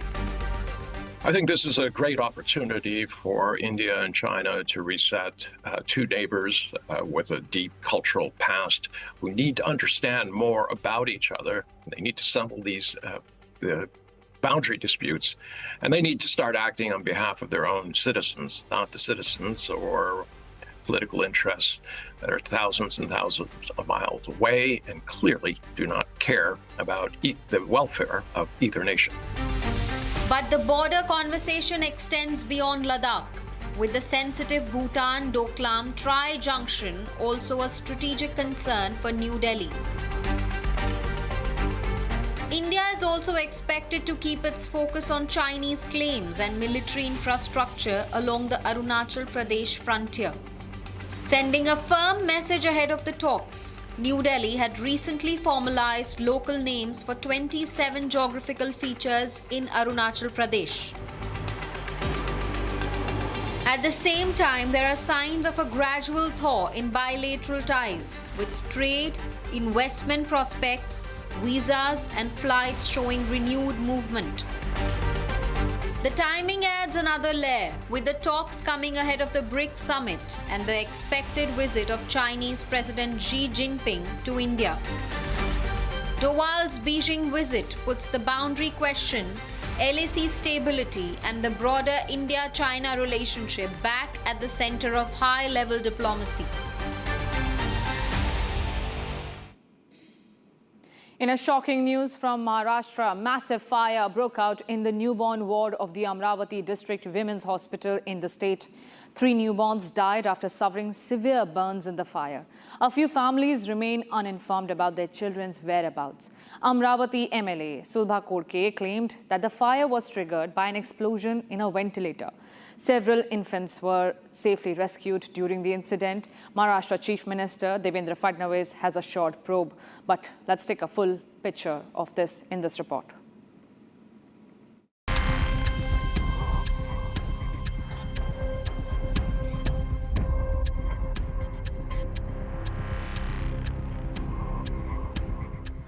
A massive fire broke out inside the newborn care unit of Amravati District Women's Hospital. The blaze triggered panic inside the neonatal intensive care unit, where dozens of newborn babies were undergoing treatment. 3 infants died after succumbing to severe burn injuries. The fire reportedly broke out at around 3:30 in the morning, with the exact cause still under investigation. According to Amravati MLA Sulbha Kodke, the fire was triggered by an explosion in one of the ventilators. नुकतंच आपल्या अमरावती शहरामध्ये आपण हे 200 बेडचं महिलांचं hospital आपण open केलं आणि त्यामध्ये खऱ्या अर्थानं लहान बालक असेल महिला असेल यांच्या संदर्भात हे चांगले व्यवस्थित असं हॉस्पिटल आपण ओपन केलं. परंतु आजची ही दुर्दैवी घटना म्हणजे विचार करणारीच आहे, कारण एवढ्या नवीन बिल्डिंगमध्ये असं होणं हे या ठिकाणी फार घातक आहे. आज जी घटना घडली ही खरंच निषेध करण्यासारखी आहे आणि या ठिकाणी असणाऱ्या हॉस्पिटलचा वरच प्रश्न आता निर्माण झालेला आहे आणि या माध्यमातून या ठिकाणी असं असलेलं व्हेंटिलेटर फुटलं आणि त्यामुळे 3 बालक या ठिकाणी गेले. बाकीचे 9 मधले 6 बालक यांना आपण बाहेर हे केलेलं आहे. परंतु यामध्ये कशी झालं, मी आताच CS साहेबांशी बोलली आणि त्यांना म्हटलं की हे जे आपण बघतोय हे व्हेंटिलेटर वगैरे लागतो याच्यावर कंट्रोल कोणाचं होतं फायर याच्यावर, तर त्यांनी सांगितलं आपलाच माणूस होता. There were 39 newborn babies admitted in the unit when the fire broke out. Hospital staff immediately sprang into action, moving the infants away from the ventilators and evacuating them from the affected areas. Several newborns were safely evacuated. Some were later shifted to the government hospital for further treatment. 4 children are currently undergoing treatment, with 1 reported to be in a serious condition. The tragedy also left anxious families waiting for answers outside the hospital.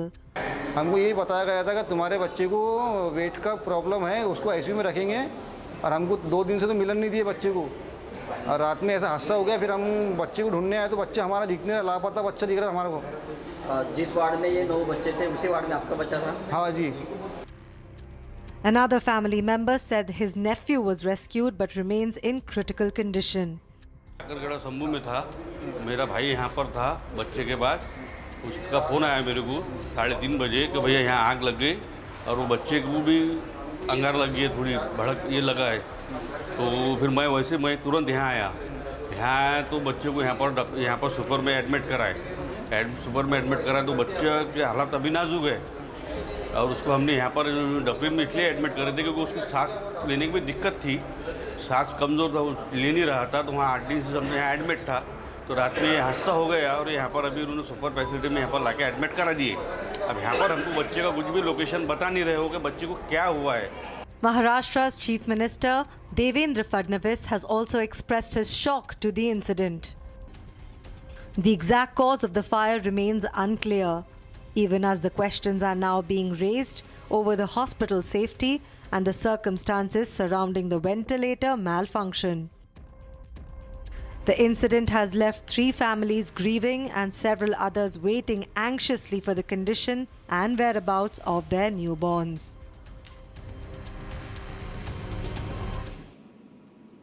A political storm has erupted in Ayodhya after fish was served at a Congress welcome program for UP Congress chief Ajay Rai during the holy month of Sawan. A video showing fish being prepared at the banquet hall triggered objections, with Hindu saints calling it an insult and Yogi Adityanath also jumping in. But Congress has refused the charge. Take a look at this report. A Congress event in Ayodhya has now sparked a political controversy. The controversy began after a video surfaced showing fish being prepared at a banquet hall. The fish feast was organized during the welcome program for Uttar Pradesh Congress chief Ajay Rai. The event was organized by Congress leader Ram Nihal Nishad following his joining of the party. He, however, defended the choice, saying every individual has a constitutional right to eat food according to their preferences. Bharatiya Janata party का काम है कि आज पूरे देश के अंदर अत्याचार अन्याय करवा रही है. और अभी आप कल निषाद समाज ने मुझे बुलाया था, हम लोग वहाँ गए थे. भगवान, मैं जब भी अयोध्या जाता हूँ हनुमान जी का दर्शन करता हूँ, भगवान राम का दर्शन करता हूँ, उसके बाद कार्यक्रम में जाता हूँ. इसके पहले भी मैं था, इसी प्रकार से कार्यक्रम करता हूँ. और जो भगवान राम के दर्शन को रोके, हम लोगों को दर्शन के लिए रोका जा रहा था, ये चढ़ावा चोर जो भगवान का राम का पैसा खा रहे हैं, हम लोगों ने बात उठाई है तो आज निश्चित तौर से इनको मिर्ची लग रही है। हम लोग कल गए, निषाद समाज का कार्यक्रम रखा था हमारे निषाद समाज के नेता ने, और वहाँ पर वो मछली बनवा रहे हैं, मछली खिला रहे हैं, वो उनका काम था। मैं कार्यक्रम अटेंड किया, कार्यक्रम अटेंड करके मैं वापस लखनऊ को आया। तो निश्चित तौर से वो आज अपने लोगों को, समाज को बुला रहे हैं। और मछली पालना, मछली पकड़ना, मछली बेचना, मछली खाना, ये निषाद समाज की पूरी उनके जीवन शैली में, परंपरा में जुड़ी हुई है। मैं बात करने की कोशिश करूंगा अगर Following the controversy, Republic confronted Ajay Rai, but he tried to evade the questions. नहीं यहाँ पर सीधा कार्यालय के अंदर निकल दिए। कांग्रेस प्रदेश अध्यक्ष अजय राय कार्यालय पहुंच रहे हैं, आप देख सकते हैं सामने से गुजर रहे हैं। मैं बात करने की कोशिश करूंगा अगर अध्यक्ष जी एक मिनट, अध्यक्ष जी तो देखिए रुके नहीं यहाँ पर और सीधा कार्यालय के अंदर निकल दिए। अंदर चली गई अजय राय की गाड़ी, लगभग 12 बजने वाले हैं। और आप देखिए प्रदेश अध्यक्ष कांग्रेस पार्टी कार्यालय, जो प्रदेश कार्यालय है, उसके अंदर प्रवेश कर गए हैं। रोकने की कोशिश की, गाड़ी ब्रेक तक भी नहीं लगाया, थोड़ा सा भी नहीं रुके कि शीशा नीचे करें और उनसे बातचीत हो और पूछा जाए कि जिस तरह से सावन के पवित्र माह में अयोध्या में हनुमानगढ़ी के बगल में मछली भोज करके सनातन का अपमान किया गया, हिंदू देवी देवताओं और व्रत त्यौहार का अपमान किया गया है, उनकी भावनाओं को आहत किया गया है। तो इस तरह की चीज़ें पूछने से पहले ही वो कार्यालय में पहुंच गए, नहीं गाड़ी रोके। उनको पहले ही पता था रिपब्लिक भारत ये सवाल करेगा ही करेगा और इसका जवाब देना उनके लिए कठिन था, इसीलिए वो रुके नहीं। Questions are being raised because before attending the program, Rai also visited the Sri Ram Janmabhoomi temple and Hanumangarh. Reacting to the controversy, UP CM slammed Congress, stating that there is a limit to Congress's shamelessness. आपने कल देखा होगा कांग्रेस के लोग केवल विरासत का अपमान ही नहीं करते। कल कांग्रेस के प्रदेश अध्यक्ष का आपने आचरण देखा होगा, हनुमानगढ़ी में दर्शन करने जाते हैं और बाहर जाकर के मछली का दावत उड़ाते हैं, ये राम राम चिल्लाते हैं। बेशर्मी की भी एक सीमा होती है। किसने कहा था फिर मंदिर जाने के लिए? अरे जो खाना था बाहर खा लेते, अयोध्या के बाहर खा लेते, लेकिन उनके कार्यालय में ये है इनका दोहरा आचरण। गिरगिट भी शर्मा जाता है इन लोगों के सामने तो। Meanwhile, as fish feast row spiraled, UP Congress chief on Monday challenged CM Yogi to show evidence of him eating fish. मैं तो रहा हूँ कि फोटो है तो दिखा दें ना, मेरी फोटो दिखा दें, मैं इस्तीफा देने के लिए तैयार बैठा हूँ, तुरंत इस्तीफा दूंगा। और नहीं तो योगी जी को गेरुआ का सम्मान करते हुए, जो गेरुआ वस्त्र पहने हैं उसका सम्मान करते हुए उनको इस्तीफा देकर तत्काल मठ में जाना चाहिए। और मठ में जा क्या झूठ बोलने वाले लोग हैं, मैं समझता हूँ झूठ बोलकर केवल जनता को भ्रमित कर रहे हैं और गेरुआ वस्त्र का अपमान कर रहे हैं। पूजन करने के बाद भोजन क्या? मछली। While speaking to Republic, Mahant Raju Das also criticized the intentions of the Congress. Ayodhya में हंसी तब आई हमको कि जो पूरा दल गया हुआ था, उस दल में सब के सब मेरे जानकारी में सात्विक आदमी था और सबके सब अयोध्या के प्रतिष्ठित ब्राह्मण थे। हनुमानगढ़ी गए, हनुमान चालीसा पढ़ा, दर्शन पूजन किया, उसके बाद कई कुंटलों मछली अभक्ष का भोजन की तैयारी। Breaking news coming in at this hour. A joint parliamentary committee panel was convened today on the One Nation One election. That is the NDA's wish to pass it quickly and make it as One Nation One election in the country. But the Congress party has opposed the proposed law, stating that it has flaws in the current nature and should not be passed. But contradictory to the Congress's claims, Padma awardees have said that this is in nation's interest and it should be passed. But Congress's P. Chidambaram has said that the initiative is unconstitutional, monstrous and mindless. Chidambaram had appeared before the panel examining the Constitution and Union Territories Laws Bill of 2024, argued that synchronizing Lok Sabha and state assembly elections could violate the constitutional framework governing elected legislatures. This is what the Congress party has said in the meeting that was convened today, and the chairperson of the One Nation One election being PP Chaudhary, he has opposed the remarks claiming that this is in nation's interest and One Nation One election will only help in saving monetary financial expenditure that is conducted and also will save the human resources that are used in the elections. Remember, the Prime Minister has also said the same, that this will only enhance the reforms and the laws being passed and implemented in record time. That's why the nation needs One Nation, One election. With that, we are slipping into a short break, but right after the break, we will talk about why there is a need for reforms and why Revant Reddy says that his visit was politically declared misfit when it was only about development. But the BJP has cited that there is a Soros link to his US visit.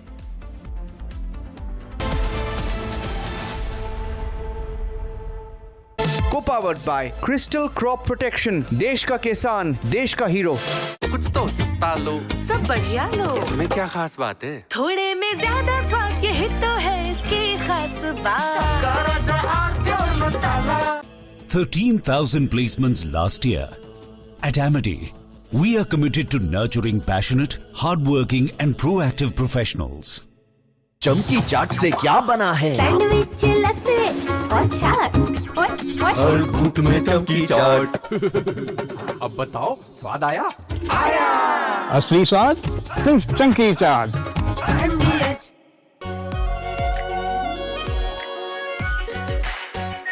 Are pure shahi paneer masala, delicious, healthy, everyday. पापा। Sorry यार, गलती हो गई है। ये चोट खर्चा वर्चा। अरे लास्ट बॉल पे छक्का भी तुम्हारा। छक्का? सब कैशलेस हो गया है। हाँ। ला भाई मेरा बैट। वो अभी तो ठीक हुआ तू। जो डिस्चार्ज हुआ यार। बैट किसका है? टाटा AIG है तो भरोसा है। आर प्योर सूजी पास्ता, उबालो, मिलाओ और खाओ। 8 मिनट में तैयार। क्या टेस्ट है, सबका राजा R pure masala. Electricity bill paid. Really? Your mobile recharge is done. How? Make all kinds of payments using the Bheem Payments app and get cashback of up to ₹300 every month. Use Bheem app to pay. It's the Mahi way. चमकी चाट से क्या बना है? Sandwich, लस्सी और छाछ और हर घूंट में चमकी चाट।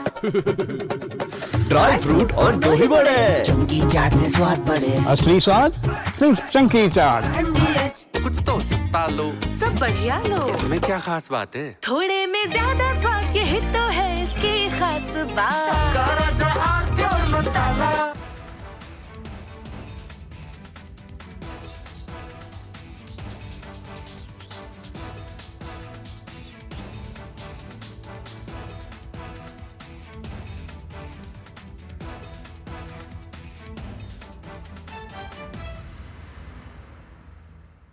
सच बेरो।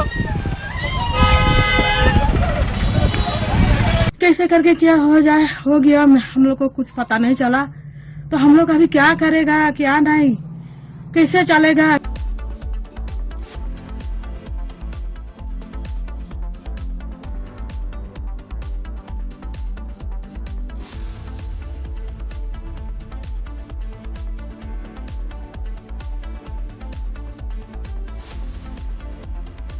रंग रंग रंग रंग रंग रंगीन रे, देखो कैसे भी हो दिन रंग बना रहे। Co-powered by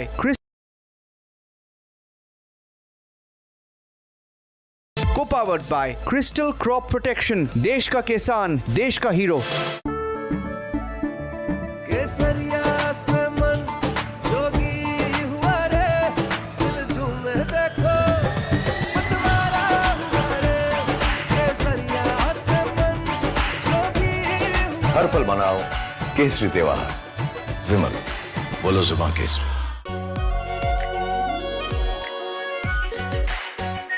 are pure shahi paneer masala, delicious, healthy, everyday. चमकी चाट से क्या बना है? सैंडविच, लस्सी और छाछ और हर घूंट में चमकी चाट। अब बताओ स्वाद आया? आया। असली स्वाद सिर्फ चंकी चाट। ऑक्टोरोमा मैनुअल वाइंडिंग 4 लोगों के पास है ये। कुछ इससे भी अनोखा। कमला पसंद सिर्फ एक अनोखा स्वाद। कमला पसंद पान मसाला। आर प्योर सूजी पास्ता उबालो मिलाओ और खाओ 8 मिनट में तैयार। क्या टेस्ट है सबका राजा आर प्योर मसाला। चमकी चाट से क्या बना है? आलू चाट या फ्रूट चाट। स्वाद बनाए चमकी चाट। क्या बात है, स्वादिष्ट पकोड़े और फरसान, अरे चंकी चाट है इसकी जान। असली स्वाद सिर्फ चंकी चाट। बेस्ट हरा बोर्ड दिखाना। सबसे dependable century HDF premium plus. Trial लूंगा। श्योर। वाटर रेजिस्टेंट है,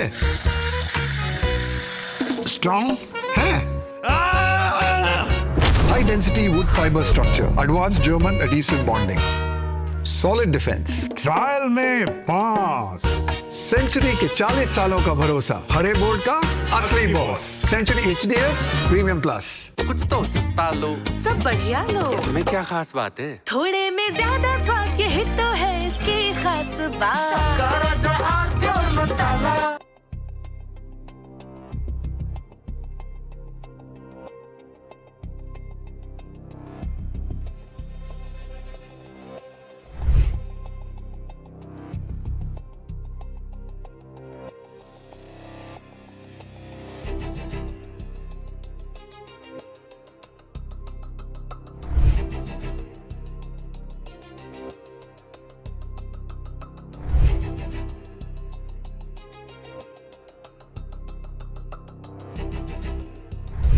Scott Bessent said the United States is entering the final phase of its campaign against Iran, launching what he described as an economic D-Day aimed at completely severing Tehran's financial lifelines. Writing in an opinion piece for a UK newspaper, the U.S. Treasury Secretary drew a direct line to the 1943 Tehran Conference, where Allied leaders weighed how to exert maximum pressure on Axis powers. Bessent argued that history has now returned that very same choice to the Iranian capital. Bessent stated that preceding military actions under President Donald Trump have already dismantled Iran's conventional defense capabilities and severely weakened its nuclear ambitions. With kinetic operations taking a secondary role for now, Washington is shifting toward what he called the most aggressive, coordinated financial campaign ever deployed against a foreign state. Reporting on Iran's domestic crisis, Bessent noted that nearly 5 decades of corruption and proxy conflict have bankrupted the nation's economy, pushing the rial to historic lows while inflation continues to surge. He emphasized that the regime's remaining survival strategy relies almost entirely on third-party enablers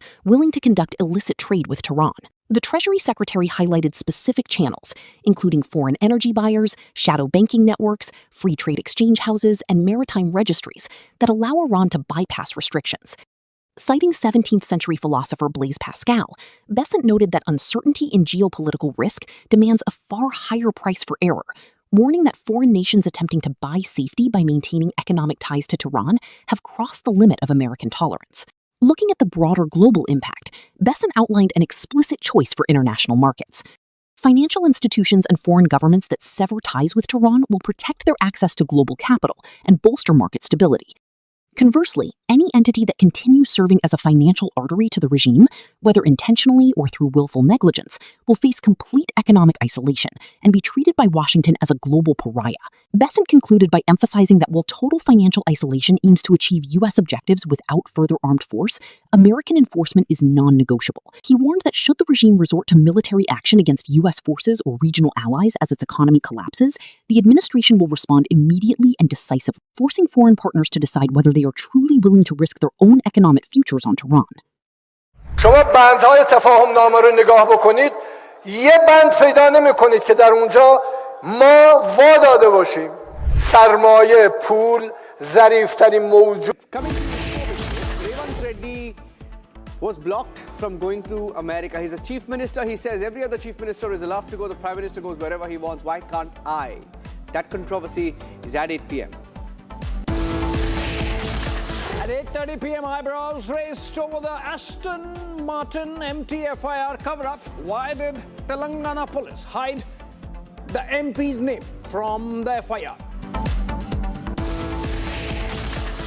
And at 9 p.m., there is a sensational twist in the Disha Salyan case. Disha's father, in court, has named Uddhav Thackeray, Aditya Thackeray, while claiming pressure from them during the investigation. And at 9:30 p.m. tonight, after synthetic lettuce and chemical milk, worms now served for ₹500. Is there an urgent need for national food cleanup?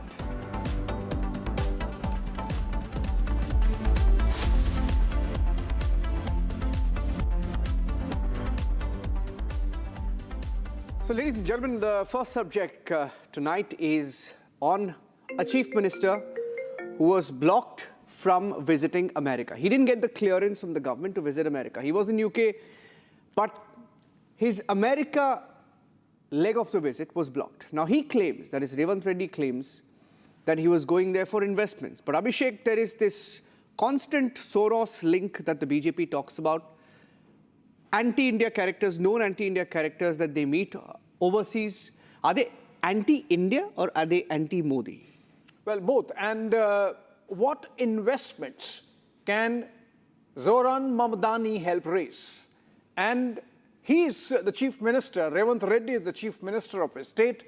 He should be meeting a governor, if at all he has to meet a political figure in the United States. That's the protocol equivalent. Why a mayor of a city? It's like somebody coming in from United States, say a governor, and wanting to meet the mayor of Sambhajinagar. Why would you do that? I mean, for mayor of Mumbai, for that matter. Why would you do that? That's the debate. I think let's look at the facts, and then we come back with a panel of guests.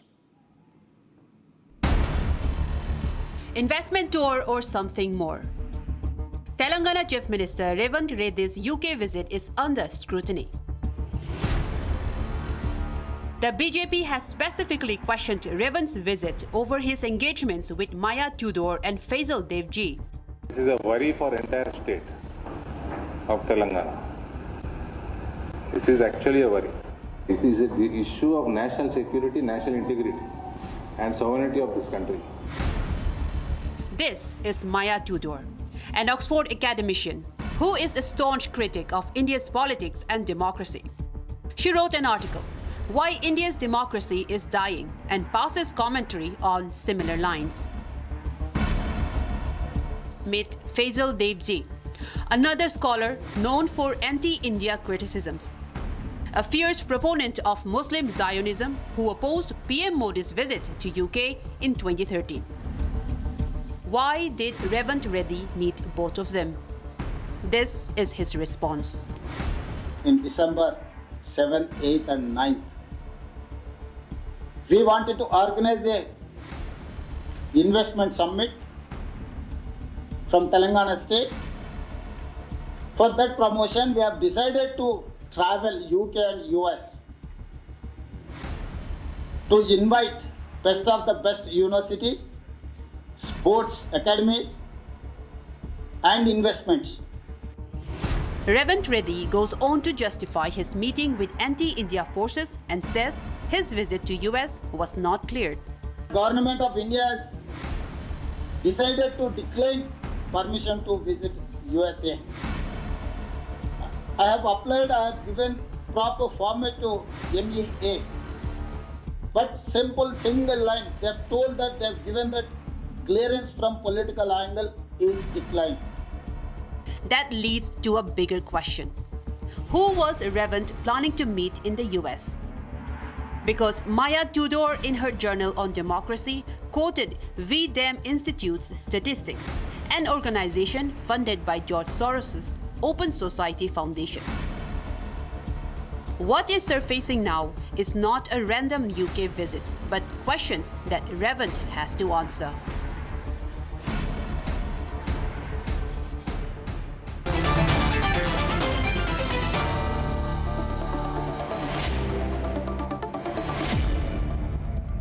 Okay, the first guest on the show is Arvind Dharmapuri. Arvind Dharmapuri is a BJP parliamentarian in the Lok Sabha.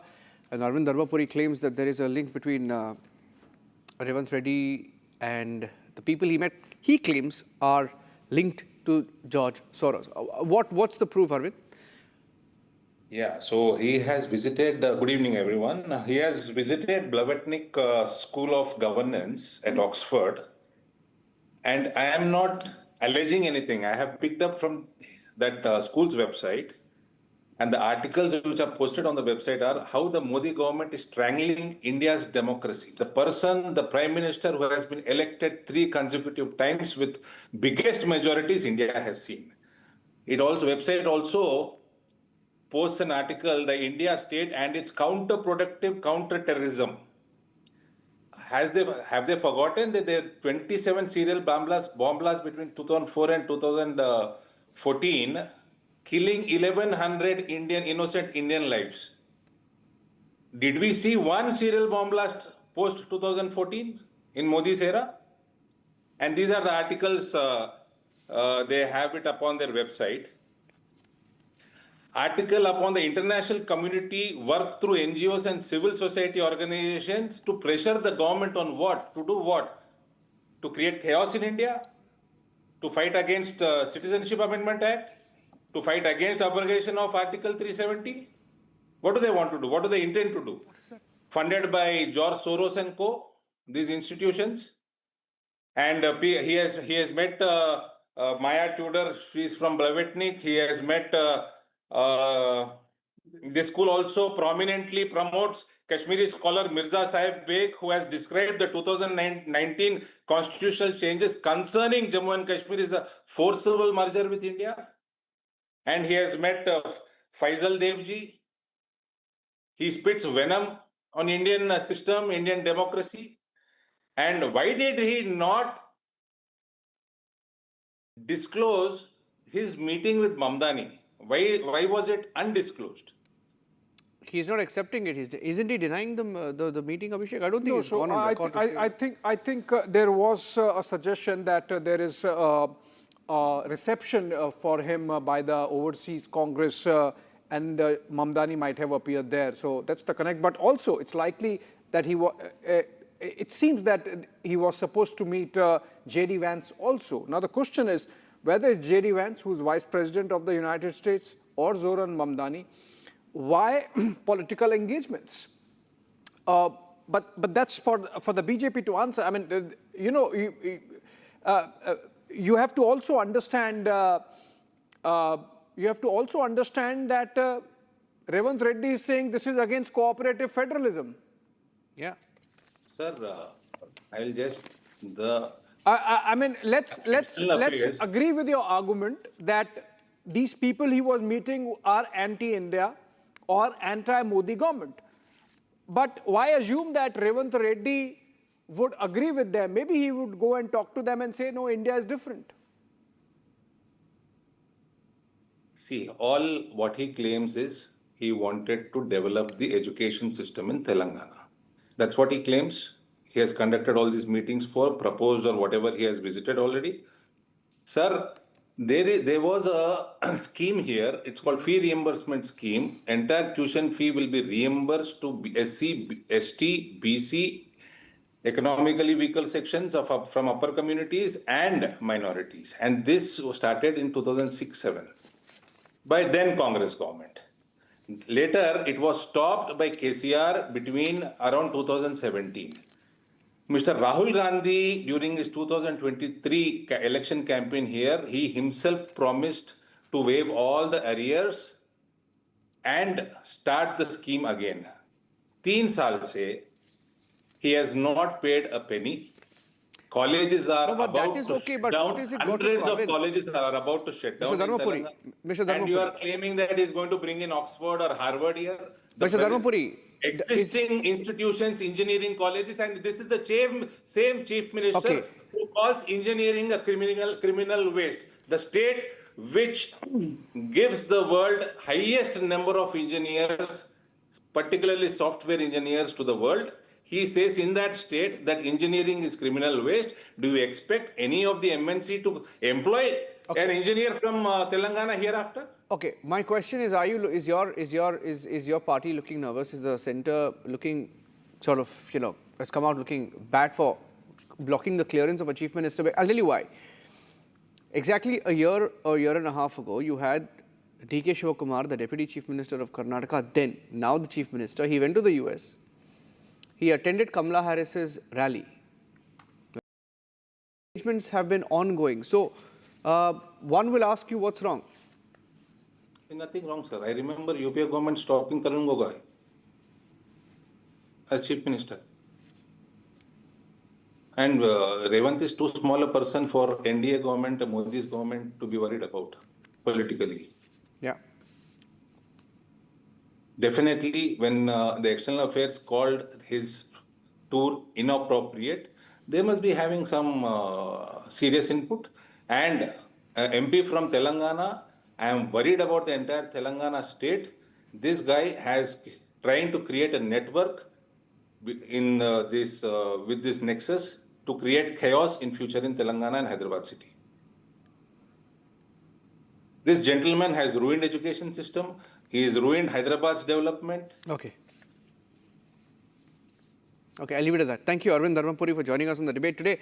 Going across now to NV Subhash, who's the BJP chief spokesperson of Telangana, Kalwa Sujata, spokesperson of the Congress, and Shrujana Yadav, who backs the Congress, joining us live from Hyderabad now, right? Kalwa Sujata, do you want to respond? Shrujana Yadav, do you want to respond to what Mr. Dharmapuri said about your chief minister? Hi, hello everyone. Good evening. I don't know what was my introduction, but I'm a political economy researcher and a political commentator, so I am not sure what Niranjan has said. I said that you backed the Congress. Thanks, I hope I got that right. I said you backed the Congress on this one. No. Okay. No. In the chat conversation with the Republic TV when they reached out to me, Sure. I clearly mentioned that I'm a political economy researcher and a commentator. So Sure, if you have to please. correct it, Yeah. Niranjan, because I'm here as a researcher. Great. And thanks Abhishek and Niranjan for having me here. The couple of things that I want to clearly mention is one, this is absolutely unfortunate that a sitting chief minister from the state of Telangana, whose mandate, irrespective of the political party, is of 3.5 crore Telangana people. So it's quite unfortunate that this should have not occurred. And to immediately quickly respond to Mr. MP's remarks about pointing chief minister to XYZ, having respect to constitutional offices and the office of Chief Minister of Telangana and to any constitutional position in the country, I would say those comments are silly, unpalatable and frivolous. So that's my short response to Mr. MP, who has just made some frivolous comments about the sitting Chief Minister. Two, Niranjan and Abhishek, you have to understand that there are some 3 modules, the toolkit, how a BJP as a political party operates. As a political researcher, Module 1. Module 1, journalists, teachers, students, researchers, people like me, all of us are in one bracketing under Module 1 is anti-India, anti-national, Dimagi Naxal, urban Naxal, etc. Then there is Module 2, taking from toolkit. The Module 2 is for public representatives. When I mean public representatives, they are MLAs, MPs, both from Rajya Sabha, Lok Sabha, MLCs from the councils. So these are public representatives. You can't call them all of this that you called for Module 1. Okay. The Module 2 is bringing them out of their parties, dissolving the regional parties, putting CBI, ED after them. That is Module 2. Okay. Now the Module 3. Module 3 is complete derailment of constitutional offices like governor and the chief minister. When I say governor, you see most of the governors today appointed by the central government. As per SR Bommai judgment, the governors should not be seen as an agents of the central government, but they're independent constitutional officers. But they constantly meddle with the state affairs, constantly meddle with the political executive. One. The second part is now the turn of the chief minister. Chief ministers in the country today, in a federal spirit, the constitutional principles say that they're all institutional officers, they're all constitutional officers with people's mandate. They're not appointed. The people's mandate. So 3.5 crores of Telangana's people's mandate, whether you like it or not, is with the chief minister. He is the head of the government. He is the head of the state. Now, you are calling a chief minister who is accompanied by senior IAS officers, a special chief secretary, a retired chief secretary, and IAS officers and IT ministers, the entire entourage has an official letter being given to the Union Ministry, and here you're calling them agent, you're calling them XYZ. This shows the democracy and democratic institutions are seen in poor light. As a political researcher, as an independent critical voice, I am really pained about it. Independent critical voice. This scenario is absolutely problematic, Niranjan and Abhishek, because linking up with somebody, anti-Modi or anti-BJP or anti any political party cannot be called as anti-India. Come on, who are you talking? Where is the chief minister going? Who is he? Is he anybody? He is a chief minister of a state. And why is it happening only to non-BJP? To just refresh the memory of audience and also who's going to speak or who has already spoken, Mamata Banerjee, while she was in power as a chief minister, has been denied a political clearance. Arvind Kejriwal, who was a chief minister while he was in office, was denied political clearance. Now Mr. Revanth Reddy is being political clearance, and to just give a benefit of doubt to such silly thought, such anti-constitutional thought. Whom are these people meeting? Mr. Revanth Reddy's public meetings are openly there for press to see. Everybody is watching him. Everybody knows who is doing. Maya Tudor. Maya Tudor of Oxford. Sunita Vishwanath connected with George Soros. Zoran Mamdani. If he was to meet Zoran Mamdani, why should he meet Zoran Mamdani? Can I speak? Abhishek, Zoran Mamdani is a sitting mayor. He is a public representative in US. But there are so certain, what's wrong in meeting him? You know, there are certain views he holds. Unless you are saying that Mr. Revanth Reddy was on a mission to change the heart of Zoran Mamdani. I mean, the things that he has called your prime minister, just as you want the constitutional position of the chief minister of Telangana to be respected, should the chief minister of Telangana not respect the constitutional position of the prime minister of the country, whom Zoran Mamdani has called a war criminal? I should just give a He's clearly meddling in India's internal affairs by writing a letter to Omar Khalid, who's in jail. I'm not here to defend anybody. I am a strong voice for pro-democracy, democratic institutions, and the spirit of federalism. He has abused Hindus at Times Square. The constant meddling of state affairs through any constitutional position is something that I am against. Yeah, that's not good. Just to give you, Shrujana, you said you're a strong democratic voice, you're a critical voice, but you're mostly critical of the BJP in this debate. That is why I said you're pro-Congress. I classified you as pro-Congress because you're questioning the BJP in this debate. That's okay. Now that's fine. That's fine. And let me, to what my colleague Abhishek added, I just want to add one more point here, that this year, Zoran Mamdani broke tradition, did not attend the Independence Day parade event in New York of India. He boycotted the Indian event, instead chose to go to the Pakistan event. Now you want to associate with Zoran Mamdani, please go do that. I also asked the BJP representative, 1 minute, my question is to Subhash, he hasn't spoken. Two of them haven't spoken, I'll speak to them. I want to give them the opportunity and then come back to you, okay? Now, the thing is, Mr. Subhash, I asked this to the parliamentarian as well. You know, do you look nervous or do you come out looking bad when you try and do this? I know that in the past, even the Congress, I mean, for all the lectures that Shrujana gave to the BJP, she forgot to mention how the Congress has also blocked BJP chief ministers. For example, you have precedents where the External Affairs Ministry under Congress-led UPA blocked, they did not give clearance for Arjun Munda's visit. They didn't even clear Arjun Munda's visit. I think it was Thailand. I need to go back and get more details. But there is precedence of even Congress and UPA blocking visits, okay? But Mr. Subhash, why are you linking him to Soros? I mean, I know that Rahul Gandhi has met Soros-linked people directly in the past. We've seen that during Bharat Jodo Yatra. But when you say that he's going to meet people who will create chaos, he can meet them on Zoom also, no? Talk to them on Zoom or on the phone. Exactly. Thank you, Mr. Niranjan and Abhishek, for inviting me here. First of all, I would like to bring to the notice of viewers of the Republic TV that from 2014 to 2026, this government, Modi's government, has given lot of clearances for the chief ministers of the respective states who are not BJP. You know, for example, Chandrasekhar Rao, TRS, he has been asked to go to China. Chandrababu Naidu, MK Stallion, Pinarayi Vijayan, and Eknath Shinde, YS Jagannath Reddy, Navin Patnaik, Mamta Banerjee. So many people have been given, the clearances to go abroad.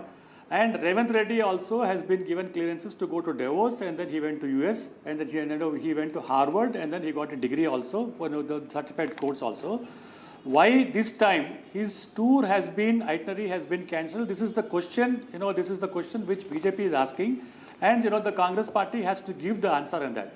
Our honorable MP, Mr. Dharampuri Arvindji, has very clearly, categorically, yesterday also he has given the, the press conference. What business Mr. Revanth Reddy has to go and meet to certain, the people in UK, and just going to US who are anti-Indian, who make the provocative statements where the sensitive issues are being cleared on that. It will be coming on that. The chief minister supposed to give the itinerary to the the Ministry of External Affairs on that, which he has given. It has high-level political, just engagements on that. And elected, he is the chief minister. He has a diplomatic, the visa, and then a diplomatic passport also. Whenever he is going to abroad, he has to very clearly give the issues which has been related on that, and diplomatic protocols have been treated. He cannot have an optional formality to meet so-and-so person on that. So that's why the Ministry of External Affairs has very clearly given that this is in the political angle which has been denied on that.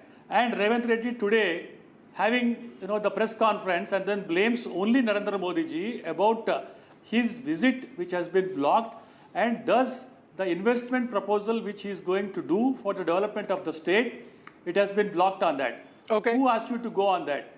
Who is your the political strategy partners in USA? Why do you want to meet Ilan Abdul Omari?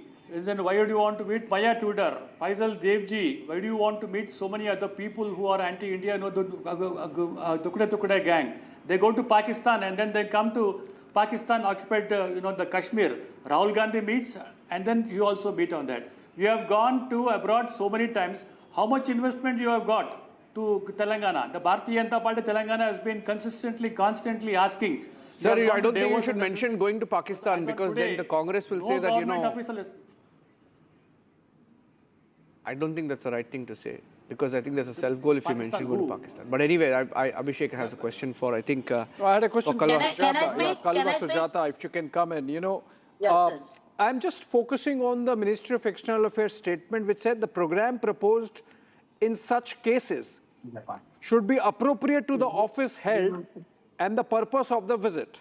In this particular case, that was not so in respect of the United States, and therefore the clearance was denied. So I think the MEA is very clear that for what purpose you are going, you have to, as per the process and protocol, you have to specify, and when you inform the ministry that this is why you are going, the ministry deemed it fit not to give the permission. So what's this brouhaha about, Ms. Sujata?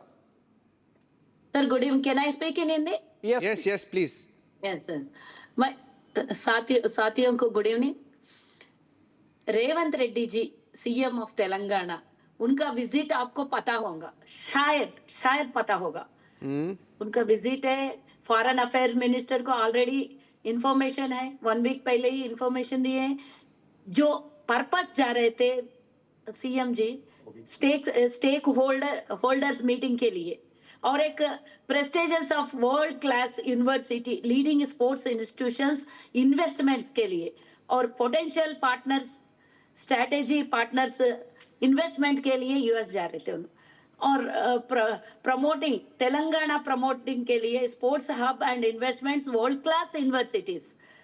ये सब details जो उन्होंने जाने से पहले foreign affair minister को भेज दिए, सो आपको पता होगा.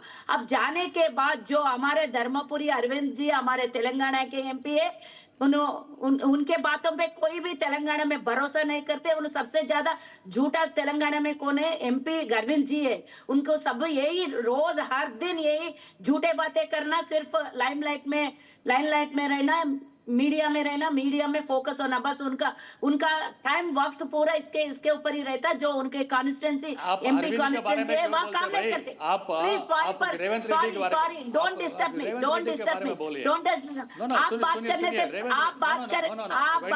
से हम कुछ भी बीच में नहीं आए। Why don't you talk about Revant Reddy? Revant Reddy has to apologize. Revant Reddy has to apologize to people of Telangana. That because of his goof up, he could not get, the funds. He has to apologize to people. He has to apologize to people of Telangana. Give a minute. Okay. Don't involve. Don't involve. Talking about Mr. Subhash. And Mr. Subhash, let her don't complete. I'll come back don't to you. interrupt me. We'll come back to you. Let her complete her point. मुझे बात करने दीजिए। मैं क्या बता रही हूँ? धर्मपुरी अरविंद जो बता रहे थे, उनके कहने से ही सीएम रेवंत रेड्डी जी का foreign trip, US trip cancel कर दिए और रिजेक्ट भी कर दिए। उनका पॉलिटिकल क्लियरेंस रिजेक्टेड, डिक्लाइन बोल के दिए। ये क्या बात है? पॉलिटिकल एंटी नेशन होते हैं क्या पॉलिटिकल डिक्लेनेशन से? मैं पूछना चाहती बीजेपी वालों से, जो बीजेपी वालों को सलाम नहीं करते, जो मोदी के बात को सलाम नहीं करते, वो एंटी नेशनल होते हैं, एंटी टेररिस्ट होते हैं, टुकड़े टुकड़े गैंग होते हैं, सब कुछ होते हैं। जो प्रोफेसर जब प्रोफेसर थे, उन्होंने जब इंदिरा गांधी के पीरियड में भी उन्होंने कहते थे कि एंटी डेमोक्रेसी, तब फिर उन्होंने एंटी नेशनल नहीं हो गए। आज ही उनको एंटी नेशन कैसे दिखे, एंटी डेमोक्रेसी कैसे दिखे बीजेपी वालों को? जो तेलंगाना में डेवलपमेंट हो रहा है उसके बारे में उनको पसंद नहीं। जो तेलंगाना अरविंद है ना, उनको पसंद नहीं तेलंगाना डेवलपमेंट। मुझे शर्म आती है, Telangana No. I say BJP would defend its own charge and allegations. But Ms. Sujata, sir, we have questions. एक minute, please give it time. Please give it time. Okay. Gujarat के सीएम 15 अगस्त से 24 अगस्त तक उनका विजिट यूएस में, But he is not Canada meeting and Zoran America में था। Mamdani. उनको He is कैसे not परमिशन meeting दिए? Ilan Omar. हमारे सीएम को He is क्यों not परमिशन meeting. कैंसिल करे? No, listen. So, okay, fine. Good example that you gave. Exactly the same period that Gujarat Chief Minister Bhupendra Patel is in the United States. He is not meeting Zoran Mamdani. He is not meeting AOC. Telangana development उन्होंने नहीं चाहते। Telangana development Arvind और BJP वाले नहीं चाहते। Telangana 2047 $3 billion। No. Listen, it's not. BJP would respond to its charge. Ms. Sujata, you are not listening to my question. Ms. Sujata, please listen to my question. Gujarat Chief Minister has not met Zoran Mamdani. Gujarat Chief Minister is not meeting J.D. Vance. Gujarat Chief Minister is not meeting Ilan Omar, right? And whenever it was about rising Telangana and fundraising and investments, this is not the first time that Chief Minister of Telangana, Revant Reddy, wanted to go and was allowed or not allowed. Earlier also he has been to United States. It's only this time that there was an issue. So obviously the center has some information about the meetings that were lined up, and that's why this has been denied. Just a minute. It's not about investors. If he's meeting investors, it's no problem. He has met investors whenever he has gone earlier. That's been not a problem. Petroleum Minister किनसे मिले? हार्दिक सिंह किनसे मिले? F-15 file में क्यों किसके नाम थे? उनसे मिले? मैडम 1 मिनट, मैडम एक मिनट सुन लीजिए। मैडम सुन लीजिए। नहीं मैडम आप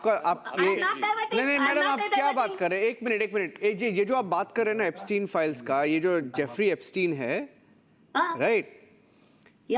अरे सुन लीजिए आप थोड़ा, अरे आप क्या बात कर रहे हैं आप? एक minute ma'am, that is not anywhere 1 minute, it is not connected to this issue. We are talking about George Soros, the alleged link. ये जो लोग हैं जो इंडिया के बारे में, I mean they keep talking nonsense about India all the time, right? उन लोगों के बारे में बात कर रहे हैं। अभी मैंने आपको सृजना को बोल रहा था कि ये जो है ममदानी, एक मिनट मैडम 1 मिनट, एक मिनट सुन लीजिए, ये जो ममदानी है, सुन लीजिए आप, ये नेशनल हेरल्ड आपका न्यूज़पेपर है ना, कांग्रेस पार्टी, एक मिनट सुन लीजिए। आप ओके, आप यकीन नहीं करते क्या? आप देख लीजिए, ये देख लीजिए, ये आपके लिए हेडलाइन है। थोड़ा जूम इन कर लीजिए, इसमें जूम इन कर लीजिए, लोगो दिखाइए, ये कहाँ का लोगो है? नेशनल हेरल्ड है ना, नेशनल हेरल्ड कांग्रेस का न्यूज़पेपर है ना, नेशनल हेरल्ड, ये नेशनल हेरल्ड है, कांग्रेस का न्यूज़पेपर है। इसका हेडलाइन पता है क्या है? मालूम है? मैं पढ़ लेता हूँ आपके लिए। Mamdani skips New York's India Day parade, breaking mayoral tradition. Mamdani's absence marks a departure from tradition that dates back to 1981. And it's not Modi's parade, it's India parade. India parade को India boycott parade. करके वो Pakistan parade में गया है ममदानी, और आपको जाके उसको हाथ मिलाना है, हाथ मिलाना है उससे। मतलब पाकिस्तान परेड में गए तो पूरे एंटी नेशन हो जाते। अरे मैंने थोड़ी ना बोला हो जाते। मैं क्या बोला हो जाते। नहीं मैडम आपने, मैं क्या बोलूं, पीएम बिरयानी खाने के लिए पाकिस्तान गए। मैं क्या बोलूं, पीएम बिरयानी खाने के लिए पाकिस्तान गए तो एंटी नेशन एंटी इंडिया हो। नो आप ठीक बोल रहे हो, आप ठीक बोल रहे हो। प्रधानमंत्री गए थे, लेकिन जब प्रधानमंत्री गए थे तो माहौल ठीक था। Hold on. Who conducts foreign policy? No, listen. Prime Minister went to Pakistan because the government of India conducts foreign policy, not the government of Telangana. The foreign policy, the conduct of foreign policy is the remit of the union government, not of a state government, and that is the reason why the chief minister is not supposed to meet the vice president of the United States. छोड़ दीजिए, anyway, that is not the point. Policy उन लोग अपने उन लोग decide कर लेते। उन लोगों का डिसाइड से हम क्या कर सकते हैं उसमें? उन लोगों का पॉलिसी में हम कौन है बीच में जाने के लिए? फॉरेन पॉलिसी उनका मर्जी है। तो आपका चीफ मिनिस्टर को नहीं जाना है ना उधर। उनका मर्जी है। फॉरेन पॉलिसी से अपने Your chief minister is absolutely free to go and meet business. He can meet Elon Musk, right? Even if he's aligned with President Trump or this administration, he can go and meet Microsoft and I think she's about diplomatic protocol. She's not getting the point about diplomatic protocol. But why meet Zoran Mamdani? What kind of investment Zoran Mamdani can bring to Telangana and Hyderabad? Okay, we have two callers. 1 minute. Ramesh is calling us in from Hyderabad. Yes, Ramesh, one caller from Hyderabad, and then we'll go to the next debate. Yes, Ramesh. Good evening, Abhishek. Yes. I'm totally confused by the debate the political analyst has done today. She is bashing the BJP at one end. And here in Telangana, we have so many universities like ISBs, JNTUs, Usmania universities, where people have studied and gone to US as CEOs of the companies in US. And here this person wants to go to US to, for what sake? I really don't understand. I'm a big fan of Revanth Reddy, and I'm a strong Congress supporter. And this thing is defaming the Congress in Telangana. And these supporters are arguing for him. Instead of making a cause, we have ISBs, one of the topmost universities, topmost management studies. We have JNTUs, we have so many JNTUs developed by this congressman only. Not by anybody else. But still, this political analyst wants to bash the BJP, and she wants to, I don't know, what she's going to get the brownie points here. And really surprised by the argument they are doing. Okay, Girish is calling us in from Hyderabad. Ramesh ji, thank you very much. Girish from Hyderabad. Yes, Girish, quickly. Yeah, Abhishek, thank you very much. I'm Niranjan. I'm an Indian citizen. Can I go ahead now? Yeah, Can please go ahead. Yeah. See, my point is very simple, that people don't understand that from 1947 to 2014, these Congress government looted and they kept the money in US, especially with George Soros. And the CEO of the financial management is with Sam Pitroda. Whenever these guys go, the money is already there, and then they want to maintain. Whenever Rahul Gandhi goes to US, he will talk anti-India and pro-Muslim. I don't understand this point. Okay, that's your point of view. That's your point of view. Everybody has a right to their point of view, as long as it's not libelous. Thank you very much for joining us on the debate. Can I cross question to color? Ma'am, I've run out of time. I've run out of time. My caller से बात कर सकती हूँ? That's a Janata voice, not a party voice. 1947 से 2014 तक कांग्रेस है, 2014 से 2026 तक अभी बीजेपी है। अभी क्या कर रहे हैं इन लोग? शाम पेट्रो को ला लो और इंडिया इन्वेस्टमेंट यूएस में जो भी है। Okay, I'm leaving it at that. This will go on. We have another interesting story coming up from Hyderabad. Thank you very much, Sujana, Kalwaji, and also Mr. Subhash. Thank you very much. We have another debate from Hyderabad. I need to go across to that. So, ladies and gentlemen, I wish the Congress and pro-Congress panelists stayed on for this one, because we have some questions to the Revanth Reddy government and the BJP government on this one. So you had this Aston Martin supercar killing, Abhishek. The car that was being driven by a parliamentarian's son.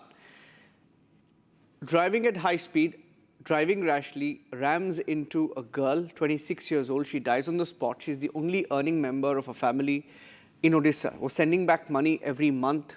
The family is now devastated. We went to Odisha. We spoke to the family. Now, there are many questions in this particular case, Abhishek. Questions that we must ask both the Congress and also the NDA in this case. But I think more questions to the Congress here, because it is a Revanth Reddy government that filed the FIR in this particular case, or didn't put the details in the FIR. Yeah, that seems to be a little intriguing, that things are not adding up insofar as the FIR is concerned. Is the Telangana police or the Hyderabad police just being courteous for an honorable MP's son and not mentioning the name, or there is more than meets the eye? Let's look at the facts, and we'll come back on the other side with a panel of guests.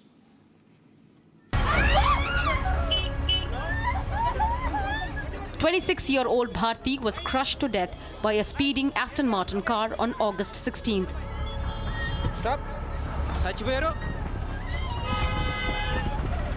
The person behind the wheel, Lingamaneni Sanjush, the son of a member of parliament from the Jan Sena party, Lingamaneni Ramesh. But now an interesting revelation has raised eyebrows. The FIR filed sees certain empty sections. Only the first name of the accused is listed, conveniently leaving out the family name of his MP father. After that, there was no proper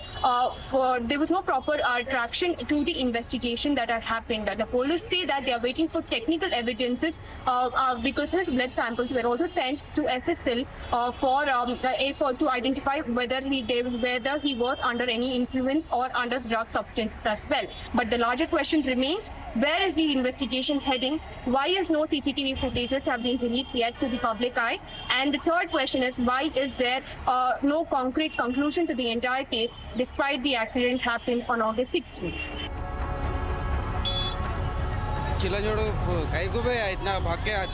It does not make sense. After the lenient charge given to the accused, there has also been allegations of a cover-up. Is there special treatment for the son of the MP? Let's debate.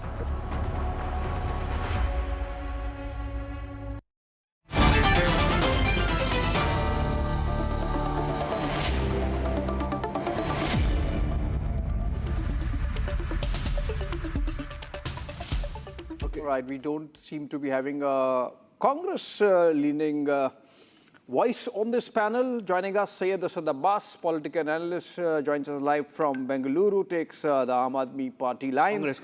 Congress line, okay. So we have somebody to... Whatever line you want him to take, he'll take. Yeah, TR Srinivas, BJP spokesperson from Telangana, live from Hyderabad. And I want to begin with Akash Kolluru, spokesperson of the TRS, live again from Hyderabad. Do you agree that this FIR has something amiss? The name of the Honorable MP as the father of the accused, the name is missing. You're on mute. You're muted, Akash. Can you unmute Akash? Go ahead. Not getting your audio. You'll have to unmute yourself. You have to unmute yourself, Akash. Okay. Not getting your audio. We'll just fix that. Syed Asad Abbas, Congress, government there, and the Hyderabad police being extra polite and not mentioning the name of the accused father, who happens to be an honorable MP of the Jan Sena party.